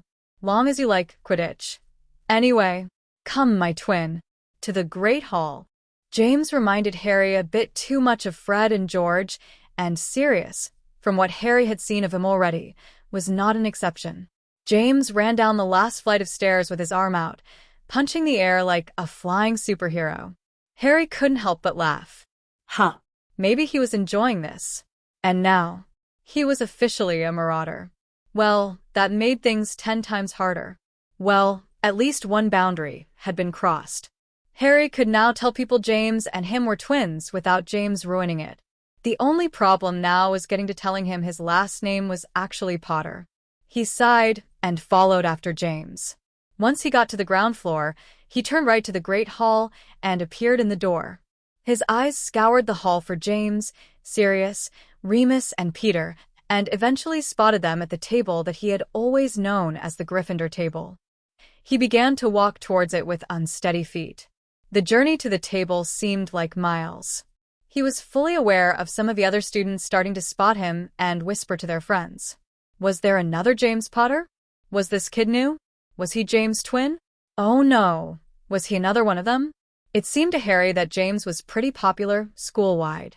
Harry tried to ignore them, and thankfully, the events of his 5th year back in his own time was enough for him to get used to doing so. That thought depressed him, despite the fact that this time it was for a completely different reason. It felt as though he was being forced to relive the events of the past year, which had been almost like a nightmare. Speaking of which, he sincerely hoped he wouldn't get any more of those either, least of all of Voldemort. The conversation he had with James from yesterday suddenly popped into his head. How James had almost backtracked when he heard the name. Note: don't mention Voldemort. James suddenly noticed him and waved at him, gesturing for him to come over. Harry sighed, but obliged. The seemingly forever-long walk to the Gryffindor table felt less long now, though surprisingly, this didn't lift his mood. He had finally reached the table. James had saved him a seat. He smiled and sat. Remus was opposite him. Peter was next to Remus, and James and Sirius were on either side of Harry. Harry looked to the right and suddenly spotted Lily and her friend, Alice, sitting away off along the table. Luckily, nobody seemed to notice, and he quickly tore his gaze away from his mother and hesitantly grabbed some toast. You all right? Remus asked after a little while from across the table. You look kinda pale. That's probably because he's starting classes today, said Sirius. Don't worry, mate. He patted Harry's shoulder. I hate it, too. Remus raised an eyebrow in what looked like an attempt at rolling his eyes at the same time. You hate what? Classes? Nah, said Sirius, stuffing his face with sausage. Learning in general. Having to behave most of the time, James added, shuddering. Remus did roll his eyes that time. Don't mind them. You'll be fine. It's not the classes I'm afraid of, Harry thought to himself. No. It was what it would say on the register. Somebody cleared their throat behind him. Harry turned abruptly, and his eyes widened. There, in front of him, was none other than Professor McGonagall. Her hair was less graying, but still tied into a really tight bun. She wore a stern expression, but it wasn't nearly as hard and commanding as what Harry was used to. He could have sworn she was smiling a little. She still wore robes of what was clearly her favorite color, emerald green. She was holding a sheet of parchment in her hand. Good morning. You must be our new student. Harry nodded. Here. It is halfway into the term, though I am sure you can merely join in with the classes you choose. You can choose your subjects on this. She gave him the parchment. Just tap your wand at the subjects you think you might be interested in. I'm sure you're new, friends. She shot an unreadable glare at James for a second, then at Sirius, then back at Harry. Can help you out in choosing. Transfiguration, potions, herbology, charms, flying, though you'll only get one class of that a term, and I am fairly sure your first is on Thursday. History of magic, astronomy, and defense against the dark arts are all compulsory. You can choose a minimum of 2 from this list. I am Professor McGonagall, and I am Deputy Head Teacher, as well as the Teacher of Transfiguration. At the moment, your head of house is our headmaster, Professor Dumbledore himself. Are there any questions?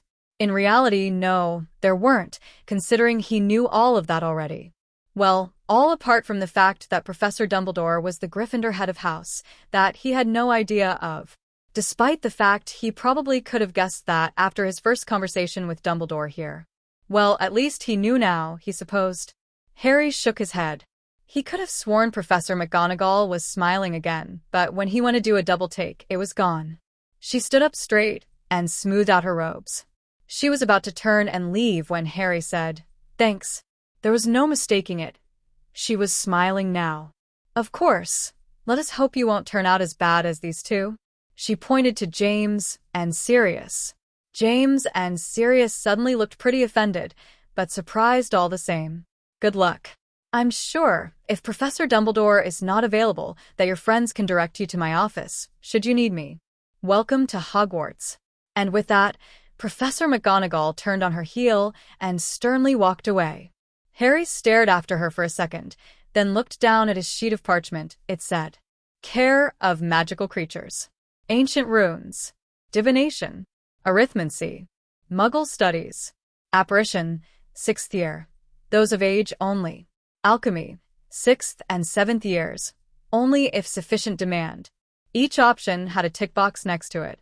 Sirius peered over Harry's shoulder. Ooh. Pick divination. We're all in that class. Ooh, and care of magical CRE-. Suddenly, the parchment was snatched out of Harry's hand. "Shut up, Padfoot," said James. For a minute, Sirius looked a bit like a scolded puppy. James stared at the parchment for a second before laying it out on the table in front of him, but not before pushing his plate out of the way. "Right. We're all in divination. Usually, I wouldn't recommend that anyone should take it, but it's your choice. We all take care of magical creatures. Well, all except Peter. You probably know all this already, since I told you yesterday. Oh well." Harry picked the parchment up again and stared at it for a minute. He definitely needed to make a better decision here than what he chose in 3rd year. But then he realized he would have to take divination anyway. He inwardly groaned. He took out his wand from his robe pocket and put the parchment back on the table.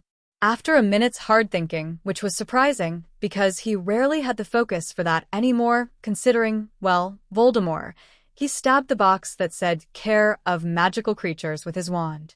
Suddenly, it lit up for a full second before fading again. Well, at least he would have a class free of Peter. Next, he stabbed divination. He almost hesitated there. And then he stabbed ancient runes. Harry could see James bobbing up and down in his seat in excitement out of the corner of his eye as soon as he had done that. He considered picking Muggle studies, just because he remembered Remus was in that class, but he thought about the workload he would get if he picked too many classes. He hesitantly pocketed his wand. The parchment vanished, and in its place was what looked like his timetable. The great hall had started to empty. Harry turned around.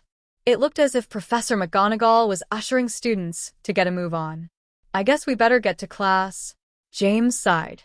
Harry could almost hear the excitement, note the sarcasm, positioned in his voice. "Arg, do we have to? I haven't finished my breakfast yet." "Sirius, you've eaten more than all of us combined. You can't still be hungry." "Rem, this is Sirius we're talking about." James grinned. Remus huffed. "Whatever. Come on." Harry looked down at his pitiful half-eaten toast. He hadn't really felt like eating. He swung his leg over the bench and picked up his timetable on the way. "Hey, what have you got first?" James asked him, appearing at his side. Huh? Harry almost didn't hear him. Oh, he peered down at the parchment in his hand. Herbology? Great. I guess we all have the same first class. Come, brother. Let us hence. James punched his fist in the air and began to push through the crowd to the courtyard. Remus rolled his eyes and followed. Sirius took one last longing glance at his plate and hesitantly followed, too, and out of the corner of his eye Harry spotted Peter hurrying, waddling as ever, along the other side of the table to the end in order to join them. With one last glance at his timetable, Harry shoved it in his pocket with his wand, gulped, and followed the others out of the great hall. Well, one thing was clear. James had definitely forgotten about the previous night. 9. Harry attempted to push through the crowd dispersing from the great hall. He could just spot Peter's huge retreating backside a little way away from him and attempted to follow it. For a second he thought of it as a beacon to his demise, but he wasn't sure why. Just to clarify, he had almost completely forgotten his worries about James. All he currently cared about was getting out of this crowd alive. The crowd carried him to the bottom of the grand staircase, where he roughly pushed his way out and tried to run away from the crowd and towards Peter. No matter how much he wanted to resent doing that, he felt he had to. It was kind of like that nagging feeling you get when you're asked to do chores, and you really don't want to do them. Some students had gone the opposite way to the courtyard. Some had descended the stairs from the level that Harry was on, most likely towards the dungeons, and most of them were ascending the staircase, pushing past Harry and heading to classes upstairs. Harry began to ascend the stairs with the crowd. He knew exactly how to get to herbology. It was just explaining how he had found it so quickly without getting completely and utterly lost. With having nobody to guide him there, that would be the problem. Therefore, he attempted to spot Peter somewhere above him. At the moment, he was void of results, but Peter couldn't be too far ahead, and Harry did need to be close enough to him so that it would seem believable that he had followed Peter to herbology. Gradually, he climbed to the second floor and went to face the portrait, then groaned as he realized that it would be pointless uttering the password that he knew it to be, because it couldn't be used here. He sighed and ascended again to the third floor. He entered the third-floor corridor and jogged along it, and came out at the staircase up to defense against the dark arts. He was vaguely reminded of Umbridge as he stared up at the huge spiral staircase, various students littering it as they ascended and descended it. His rage mounted at the thought of Umbridge, but he quickly reminded himself that Umbridge wasn't here, and his anger slowly, but surely diminished. He began to climb the spiral staircase, walking at first, and then he absent-mindedly checked his watch again and almost face-bombed when he once again realized it didn't work. He began jogging up the staircase, but ceased that when he began losing breath. All right, was it just him, or was he getting less fit by the second?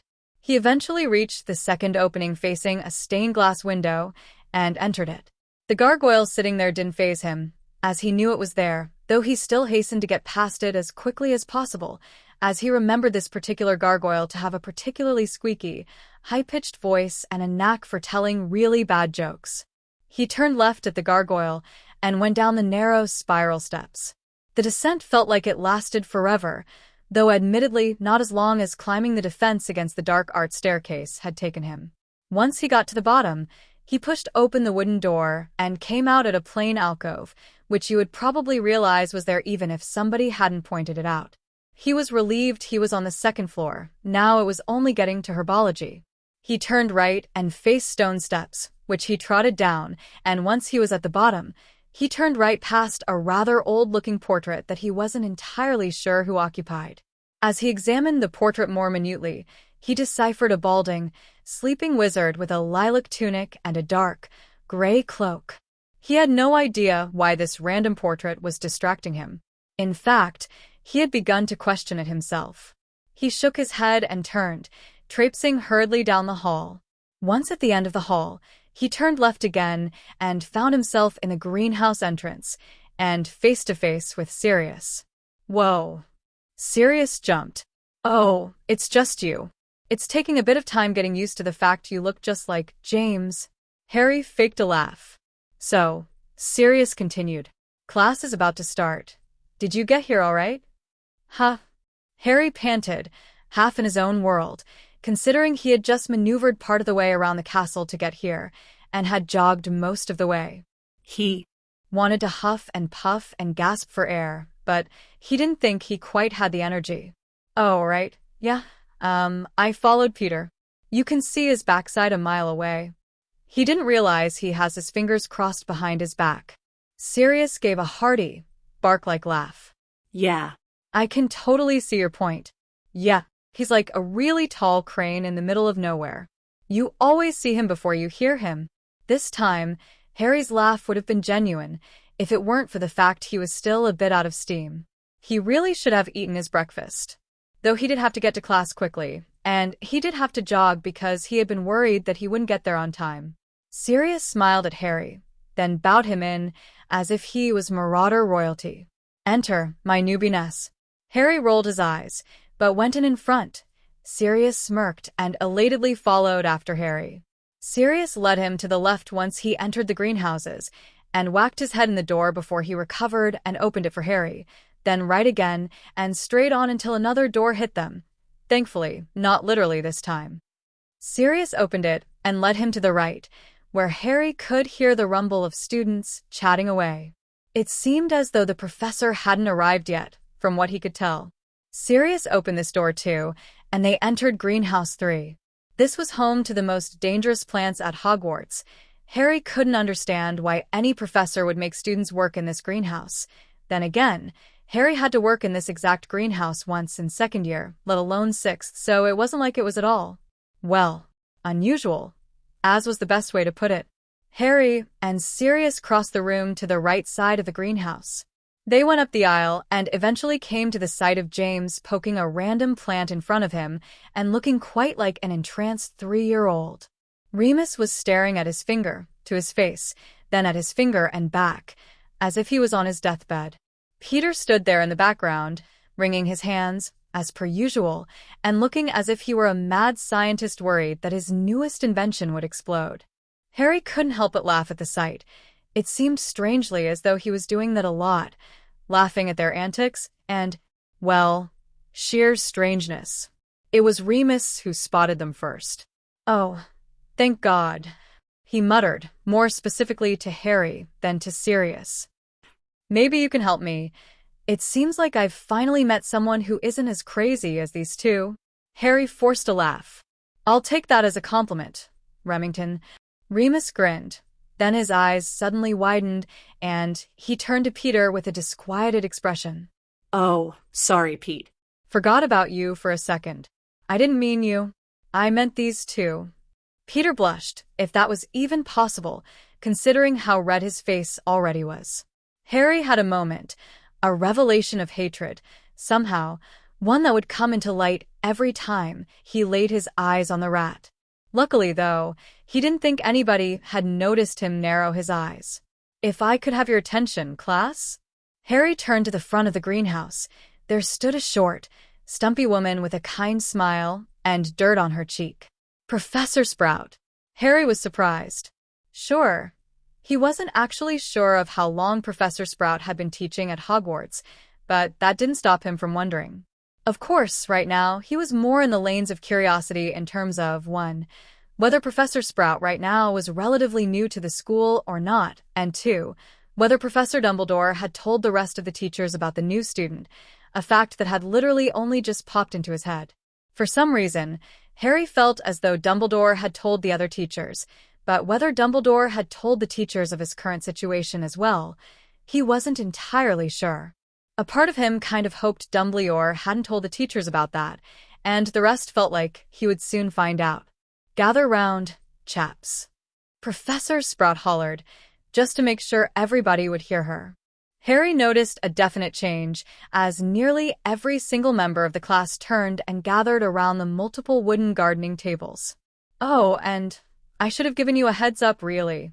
Don't touch those plants on your tables there. They'll spike you if you poke them too hard, and those spikes darn hurt. Well, they're also poisonous, but there we go. James jumped back about a foot from the table. Remus was giving him a look that plainly spoke the words, "I tried to warn you." Sirius began to dissolve into silent hysterics. Peter was goggling at the plant with a look of utter terror, as if it would eat him up. Harry, though, a person who felt like his middle name was danger every minute of every day, wasn't really worried about the plant. Quite the contrary. In fact, he found himself laughing along with Sirius. James gave Sirius and Harry both a hard glare. "Shut up," he snapped. "Today, we'll be moving on to venomous tentacula. Anybody want to hazard a guess as to what it is?" Sirius raced over to the trestle table and began waving his arms about and obviously pointing at the spiky, sickly green-colored plant in front of him. Professor Sprout noticed his over-the-top arm movements and raised an eyebrow. "Yes, Mr. Black. You are quite right. They are the plants in front of you now. Anybody else?" A hand slowly went up out of the corner of Harry's eye. He turned his head towards it and noticed immediately that it was Lily. Professor Sprout's face simply lit up like a light bulb testing factory when she saw Lily's hand. "Yes, Miss Evans. A venomous tentacula is green and spiky, and it uses its vines, which are mobile, to swipe up living prey. Its bite is really poisonous and can be fatal." "Excellent. 10 points to Gryffindor. Those spikes are also potentially deadly, and they can expel venom from their shoots. I'm afraid they are as lethal as they sound, unfortunately. But don't worry, I'm not going to make you dive straight in right now. After all, you've only just learnt what they are. You have yet to learn how to maneuver around them without getting spat at by the venom." The whole class now began to listen very intently, though being careful to stay as far away from the plants on the tables as possible. Harry didn't think any of them wanted to get spiked or spat at, and if Professor Sprout was going to teach them how not to do that, then he would be all ears too.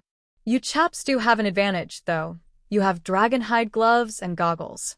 And I can't believe I'm saying this, but I will give you permission to swear loudly if, and only if, the tentacula attempts to grab you." James then began to gaze at the plant in front of him in admiration. If he was allowed to swear loudly because of this thing, he might just let it gobble him up. Is that clear? right. Good. Now, and I know that this is a stupid question, but does anybody not have dragonhide gloves or goggles, or both? Harry's face screwed up, and he bit his lip. His hand slowly found its way to the ceiling. Professor Sprout spotted his hand immediately, and rather than tut-tut at him, she smiled and motioned for him to come forward. Remus egged him on with obvious arm movements and almost pushed him there by the small of his back. James was still staring at the plant in contempt. Harry slowly moved his feet and directed himself to the front of the class. His shoes echoed on the greenhouse floor, or at least, that's what it seemed like to him. It felt to him as if every single person in the class was glaring daggers into the back of his head, but he attempted to ignore it. "Right, chaps, for today, I want you just to carry on with your projects from yesterday. I just wanted to introduce you to the venomous tentacula today. We'll start on them next week." The rumble of students chatting amongst themselves made itself known. They all reached into their bags, probably to collect books, quills, wands, or something. Professor Sprout smiled again as Harry approached. "You must be this new student I've heard about." Harry nodded weakly. Yes. Obviously, Dumbledore had told the teachers about him. Great. Well, at least that would save him the trouble of introducing himself to every single teacher. "I understand you don't have any equipment." "Yes. Professor Dumbledore told all the teachers. Never can keep anything a secret, can he?" She gave a chuckle. "Well, not to worry, dear. The headmaster has also asked us all to provide you with supplies. Funny man, he is, but brilliant. Never underestimate him." Harry raised an eyebrow, but didn't say anything. Well, yeah, of course he knew not to underestimate Dumbledore by now.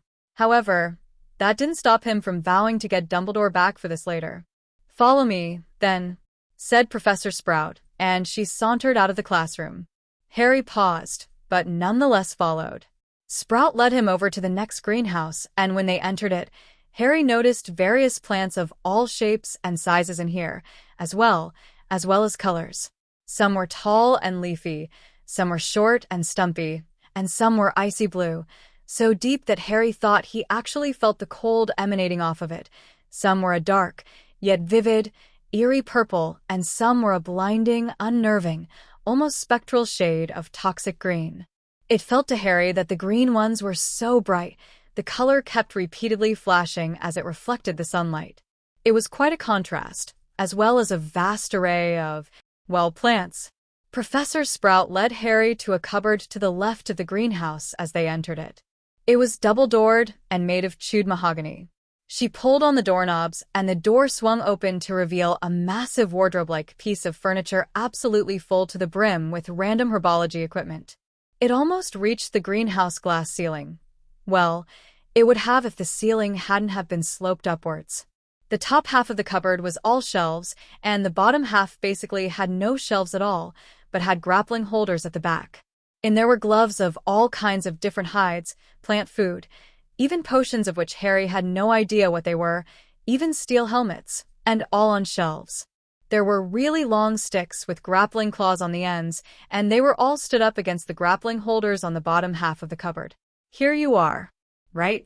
You're going to need. Dragon hide gloves. Those are a definite necessity. She reached up and snatched a pair of dragon hide gloves from the bottom shelf and handed them to Harry, who took them and put them on the trestle table behind him. Sprout turned back to the cupboard and pulled down a brown, familiar-looking book from the bottom shelf. Turning around, she handed it to him. Harry took it and she explained, "And this? 1,000 magical herbs and fungi." Harry nodded as he took the book, putting it with the dragon hide gloves on the table. If only he had had his trunk with him.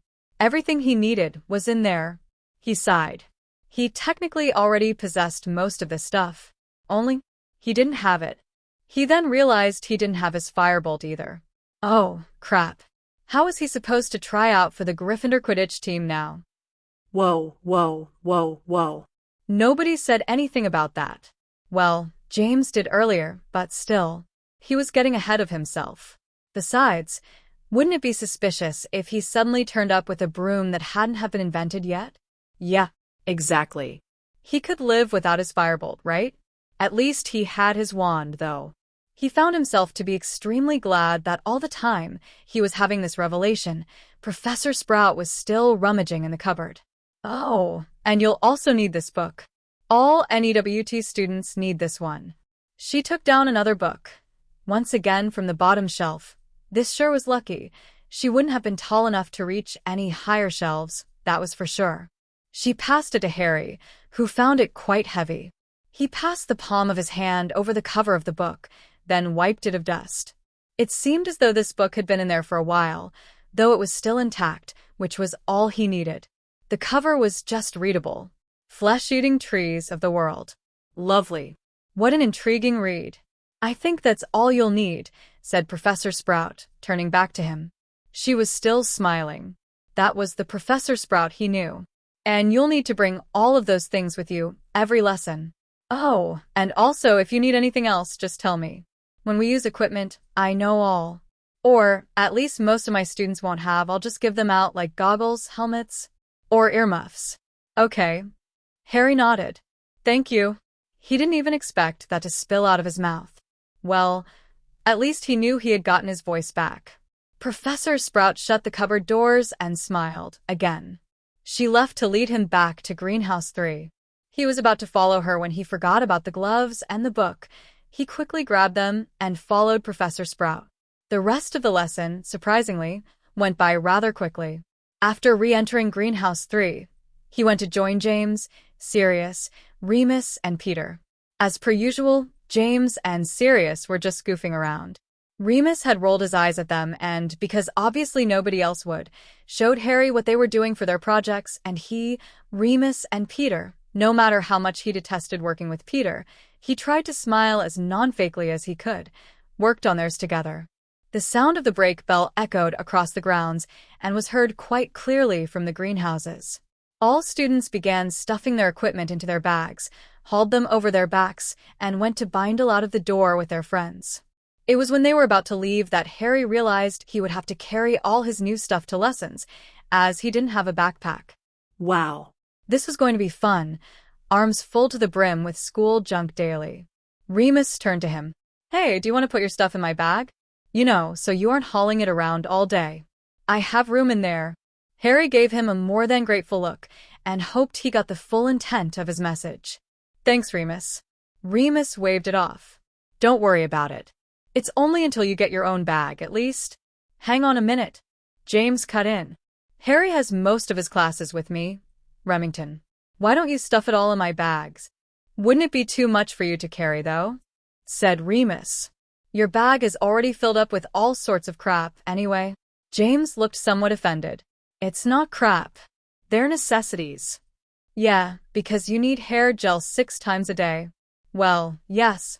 My hair doesn't just look this good overnight. Ooh. That reminds me. Coming, Harry? Come on. We have the same class next anyway, but we have care of magical creatures next, said Remus. We're all in that class. Well, apart from Peter. Harry reluctantly peered over to Peter. He had that expression that clearly said, "What the hell is going on?" mixed with a teaspoon of, "I have no idea what to say." James stared at Remus. Fine. Whatever. See you in Kettleburn's class. Sirius chuckled. Right. See ya, mate. James waved like an over-the-top royal as he left. Harry couldn't hold back his laughter as he stared after James' retreating form. Remus rolled his eyes. God, you two really are twins. Let's go. Harry laughed again, but stopped. Wait. Can I go and put my stuff in the dormitory? I don't need it again today. Sirius shrugged. Sure, I guess. Want us to come with you? Harry hesitated, then muttered no, I'll be fine, and shook his head slightly.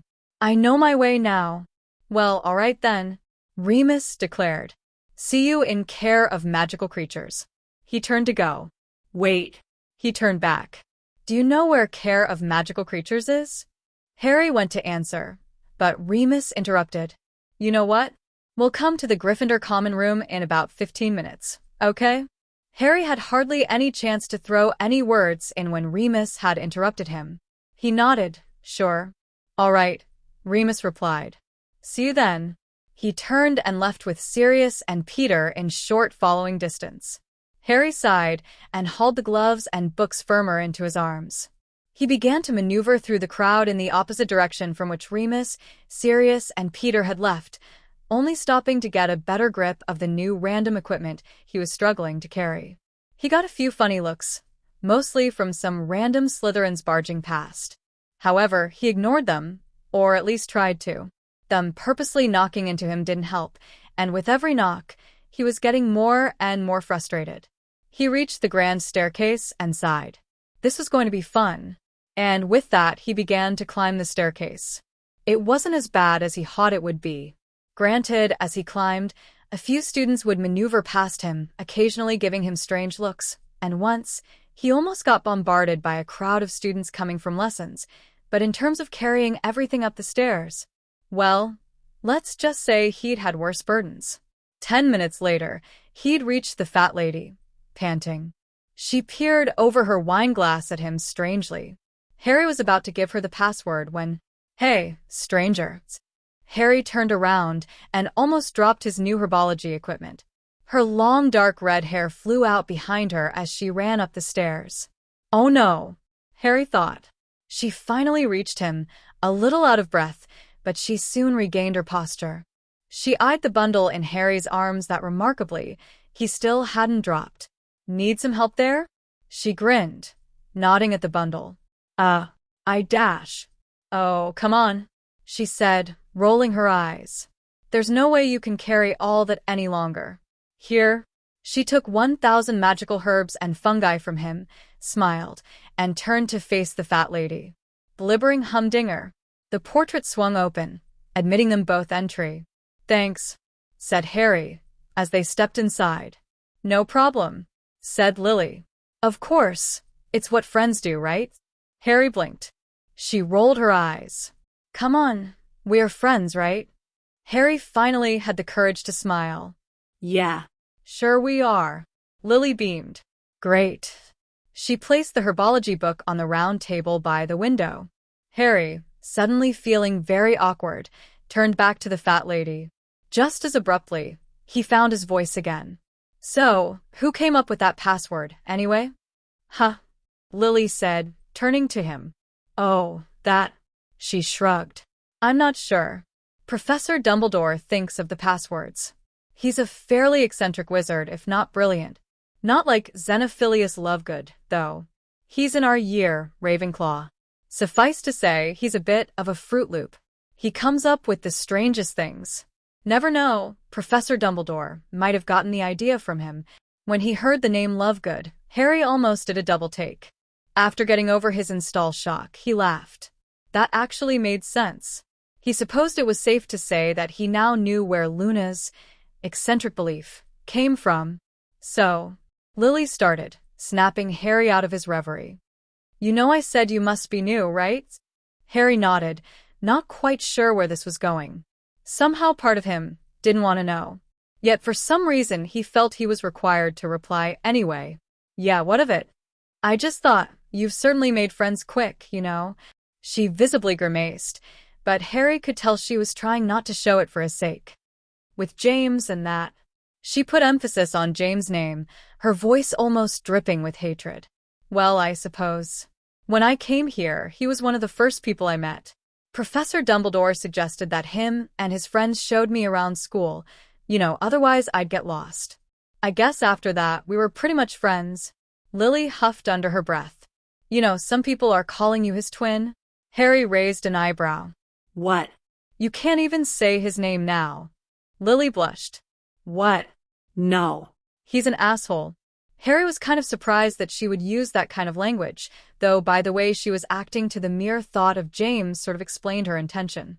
Well, yeah, I've heard the rumors. I mean, even James is beginning to call us twins. Oh no, said Lily with a smirk. That can't be good. Harry laughed. So, are you two actually related? It certainly seems like it, considering you look so alike and… She blushed again. And, Both of your last names are Potter. Harry frowned. Where did you hear that? He tried as hard as he could to keep the panic out of his voice. Lily chuckled. You told me so last night, Nimrod. Harry suddenly felt very stupid, and he felt his cheeks hot up. He rubbed the back of his neck. Oh, yeah, right. I forgot about that. Lily laughed again. Well, there's that, and not to mention you're now friends with James. Raises a lot of questions, you know. Like what? Harry asked. Is it not obvious? Said Lily. Is he part of their little posse now? Is he new? Is he James' twin? Is he one of them? Wait, what do you mean, one of them? Said Harry, getting more irritated by the second.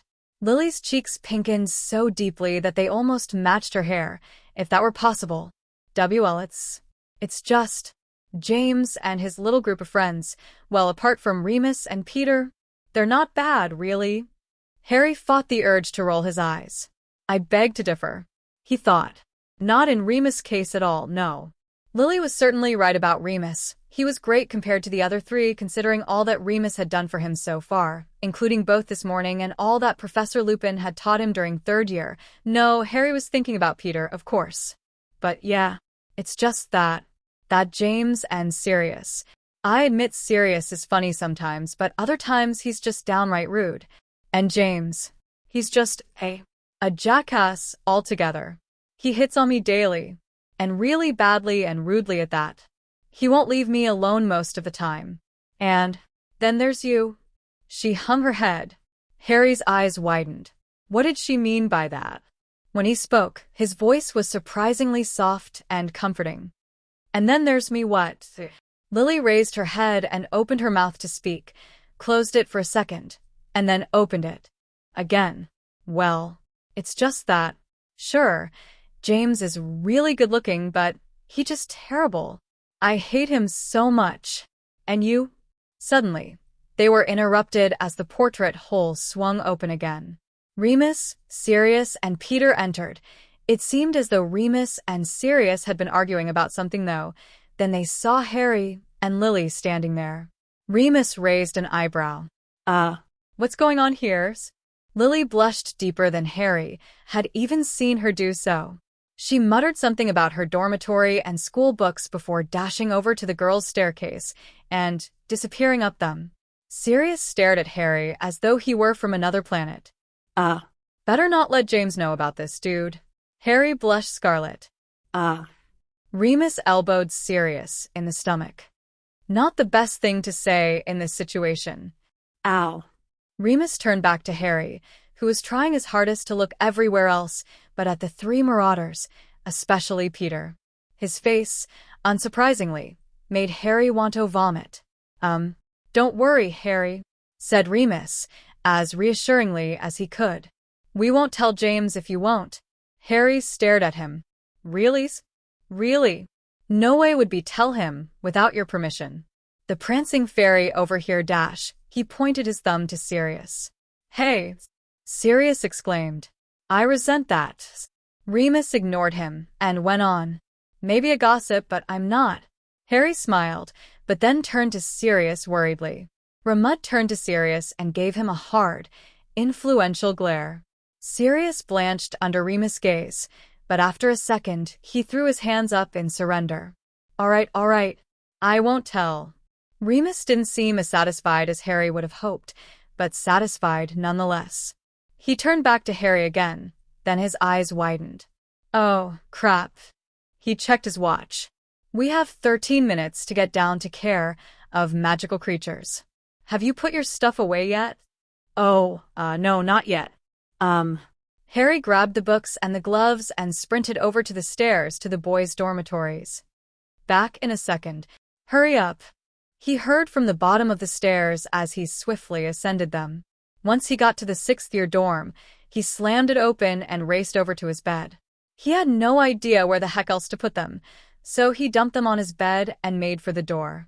Quickly, yet cautiously, he went back down the staircase.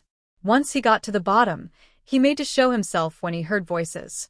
He knew he shouldn't eavesdrop, and they were bound to be late to class if he didn't hurry up, but if Remus and Sirius had time to gossip, then he had time to listen, right? He knew it was terrible logic, however, it was all he could think of on an empty stomach. But isn't James a bit miffed about last night? I mean, Harry got, well, a bit rude after James asked him if he really had talked to Lily. Remus, I expect Harry was just tired and didn't really care about what he was saying. Plus, he didn't eat much of the food on the plate. Yeah, that's probably because you ate most of it first before he even got a look in. I swear, Sirius, you're like a human rubbish disposal. There was silence for a second. Sirius was either trying to think of a good comeback, or he was waving it off. Why, thank you. Yep. Most likely waving it off. But really, I mean it. Besides, James seems all right now. Back to his usual self. You mean almost back to his usual self? I don't know. It just seems to me as though he's a little off, you know? And you know he's always had a thing for Lily. Haha, yeah. He used to get jealous when you used to go on study dates with her.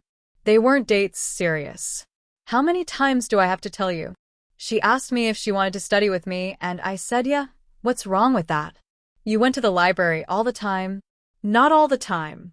It was half and half. Some of the time we were in the library, and some of the time we were in the common room. It wasn't that big of a deal. Whatever, said Sirius. Arg, what's taking Harry so long? Pause. Probably Remus checking his watch. Ugh, we have 11 minutes. Where is he? I'm sure he'll be here in a sec. Sirius paused. Hey, Rem. Remus sighed, exasperated. Don't Shaw think there's something a little off about Harry? Harry's eyes widened. For a second, he thought about exposing himself and stopping the conversation, but then Remus replied, and he quickly slipped as far into the shadows as possible. What do you mean? Where are you going with this, Sirius? Well, I mean, he just... What? Appears out of the blue, claiming to be a new student? That's certainly off. And what about what he heard outside Dumbledore's office? Something about a prophecy? Whatever that is. Harry's breath hitched. He hoped to dear God that nobody had heard that. Remus huffed. We weren't supposed to be listening outside Dumbledore's office anyway, Sirius. You and James were fighting over the cup. And Harry said he was an exchange student, and Dumbledore seemed to believe that, so I believe Harry. Sirius groaned. You put way too much faith in Dumbledore, Moony. And in people in general, actually. He's a great wizard, Sirius. You know that. Yeah, I do, but none of my family do. He huffed again. Yeah, that's because your family are all pureblood sadists. There was another moment of silence. Then Sirius exhaled. Yeah, you're absolutely right. But still, he suddenly shows up with no belongings. And he looks exactly like James. I mean, seriously, it's uncanny. It cannot be a coincidence. Remus chuckled, but rather one of disbelief. So, what? You're saying you don't trust him now? Is he a Death Eater or something? Well, I'm just curious. You can't say it's not weird. Well, yes, it is weird. But even the weirdest things can be just coincidences, Padfoot. Not everything can be explained. All right, who are you? And what have you done with Remus? I'm being serious. That better not be another joke about my name.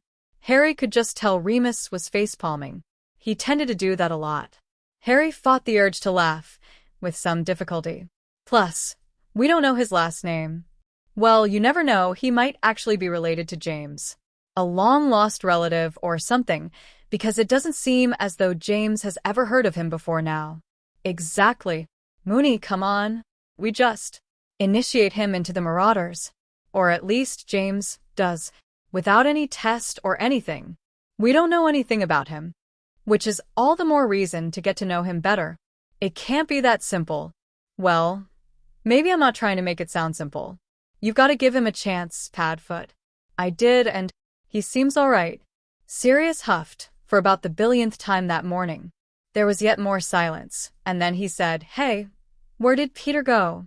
Probably to class. Speaking of which, where is Harry? We have 8 minutes. Harry's heart was beating 1,000 times a minute.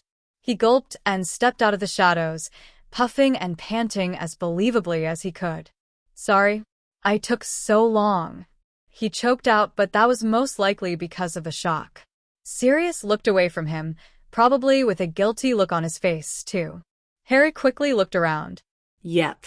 Peter had indeed left. It was then that he remembered they didn't have care of magical creatures with the rat. Well, that made things a whole lot easier. Geez, Harry, what took you so long? We have. Remus checked his watch. 7 minutes. We're going to have to run there, at this rate. What were you doing, gelling your hair? Oh, wait. Oh yeah, you're not James. He forced a laugh, and Harry did too, yet it still didn't break the awkwardness. Sirius was rubbing the back of his neck now. Harry attempted to break the silence. Well, let's go, shall we? We don't want to be late, and all. Oh, right. Come on, Sirius, let's go. Sirius huffed. Again. Fine. His feet shuffled in a slow follow. Hurry up. We're going to have to run. Really? I don't do running. You know that. I don't think anybody does anymore. Exactly. Sirius complained. Remus sighed in irritation. Just move your arse. Sirius folded his arms like a spoilt child. As they were, quite literally, running down the grand staircase, careful not to fall down them, or, in Sirius' case, tripping down them, Harry suddenly had a thought which, surprisingly, surfaced above every other thought floating about in his head. One thought that he never even expected to think about, as he wasn't even aware he cared about it all that much. Did Lily not come out for her next class? 10. Harry brooded. A lot. Walking down the first flight of stairs felt like he was taking 1,000 steps more than he should have. If Sirius suspected him, to be perfectly honest, he had honestly thought that Remus, of all people, would be the first to suspect something. But Sirius? Luckily, Remus didn't seem so bothered. Thank Merlin for Sirius' initial reputation among the Marauders, or Remus might have taken him an octave more seriously. And if Remus and Sirius were both suspicious of him, then eventually James would think something was up, and then, this plan of his, to try to get through this, to survive this whole roller coaster ride without suspicion and find a way to get out of this situation unscathed, would be practically fruitless. This just got a whole lot harder. Harry just hoped that Dumbledore had something to help him, or if not, at least soon. And he really couldn't get out of this sooner. He wasn't aware he had been making faces, with every differing thought. And even if he had been, he might not have been able to stop himself. He just followed Remus and Sirius, whom, both, only too luckily, hadn't noticed. They were too busy trying to hurry, yet failing miserably because of Peeves, whom had suddenly arrived during Harry's time of brooding. He was pelting them all with blackboard erasers and chewed gum, some of it sticking to their clothing, and the rest miraculously firmly to Harry's already messy raven black hair. "He probably thinks you're James," said Remus as they were all attempting to dodge the onslaught of chalk, which also stuck to their clothes and Harry's hair. "How many times he's hacked off Peeves. Peeves probably thinks it's payback." Harry soon felt like he was a magnet for gum and chalk. Should it ever be lobbed at him again? Right now, he definitely deemed that a possibility. Well, at least he knew the ghosts, or in Peeves' case, poltergeists, hadn't changed. Nearly headless, Nick suddenly popped into his head. Why Harry hadn't seen him, or any of the other ghosts, for that matter, was beyond him. Perhaps he had been in the wrong place at the wrong time. Though right now that felt as true as the fact that Hermione loved learning. Also the fact that Peeves loved making mischief. Mischief definitely doesn't feel like the right word for it, thought Harry. Somehow, miraculously, they had managed to escape Peeves. Perhaps he had gone to do wrong somewhere else. But at least running down the stairs meant they had a hell of a lot of a better chance of getting to care of magical creatures on time, and they were slowly getting fitter. Though maybe not in Sirius' case. He looked blue, as if he was going to pass out before they even got to the bottom of the staircase. Remus suggested perhaps they should speed walk to care of magical creatures from now on, most likely for the benefit of Sirius, whom was barely able to stand and whose knees were knocking together as they shook. They trotted across the courtyard and across the suspension bridge. Harry didn't know how the heck he hadn't noticed how long the bridge was before now. They came to the stone circle and kept going down the path and down the steep hill. Harry almost stopped and stared.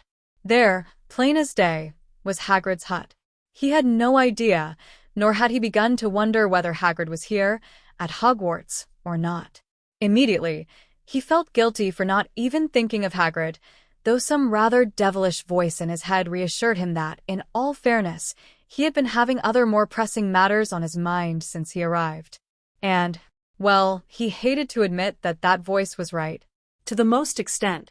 They swerved slightly towards the outskirts of the Forbidden Forest, where they just could see the tail end of a crowd of students going deeper into the forest.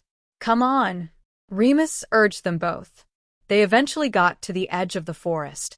Harry only just caught a glint of slicked back, blonde hair as they traveled deeper. "Look," he said, pointing towards the trees in front of them. Without waiting for an answer, he ran off further into the trees, with Remus and Sirius at close proximity. Okay, maybe not Sirius, who was trailing behind again. Harry came closer to the crowd of students and eventually followed them into a clearing, where once they entered, the first thing they saw was a short, skinny woman instructing the class. Harry didn't even notice Remus, and eventually Sirius, catch up with him as he spotted James, and went to stand with him. "Hey," said James, grinning. "You're a bit late, aren't you?" "Shut up," said Harry, panting slightly.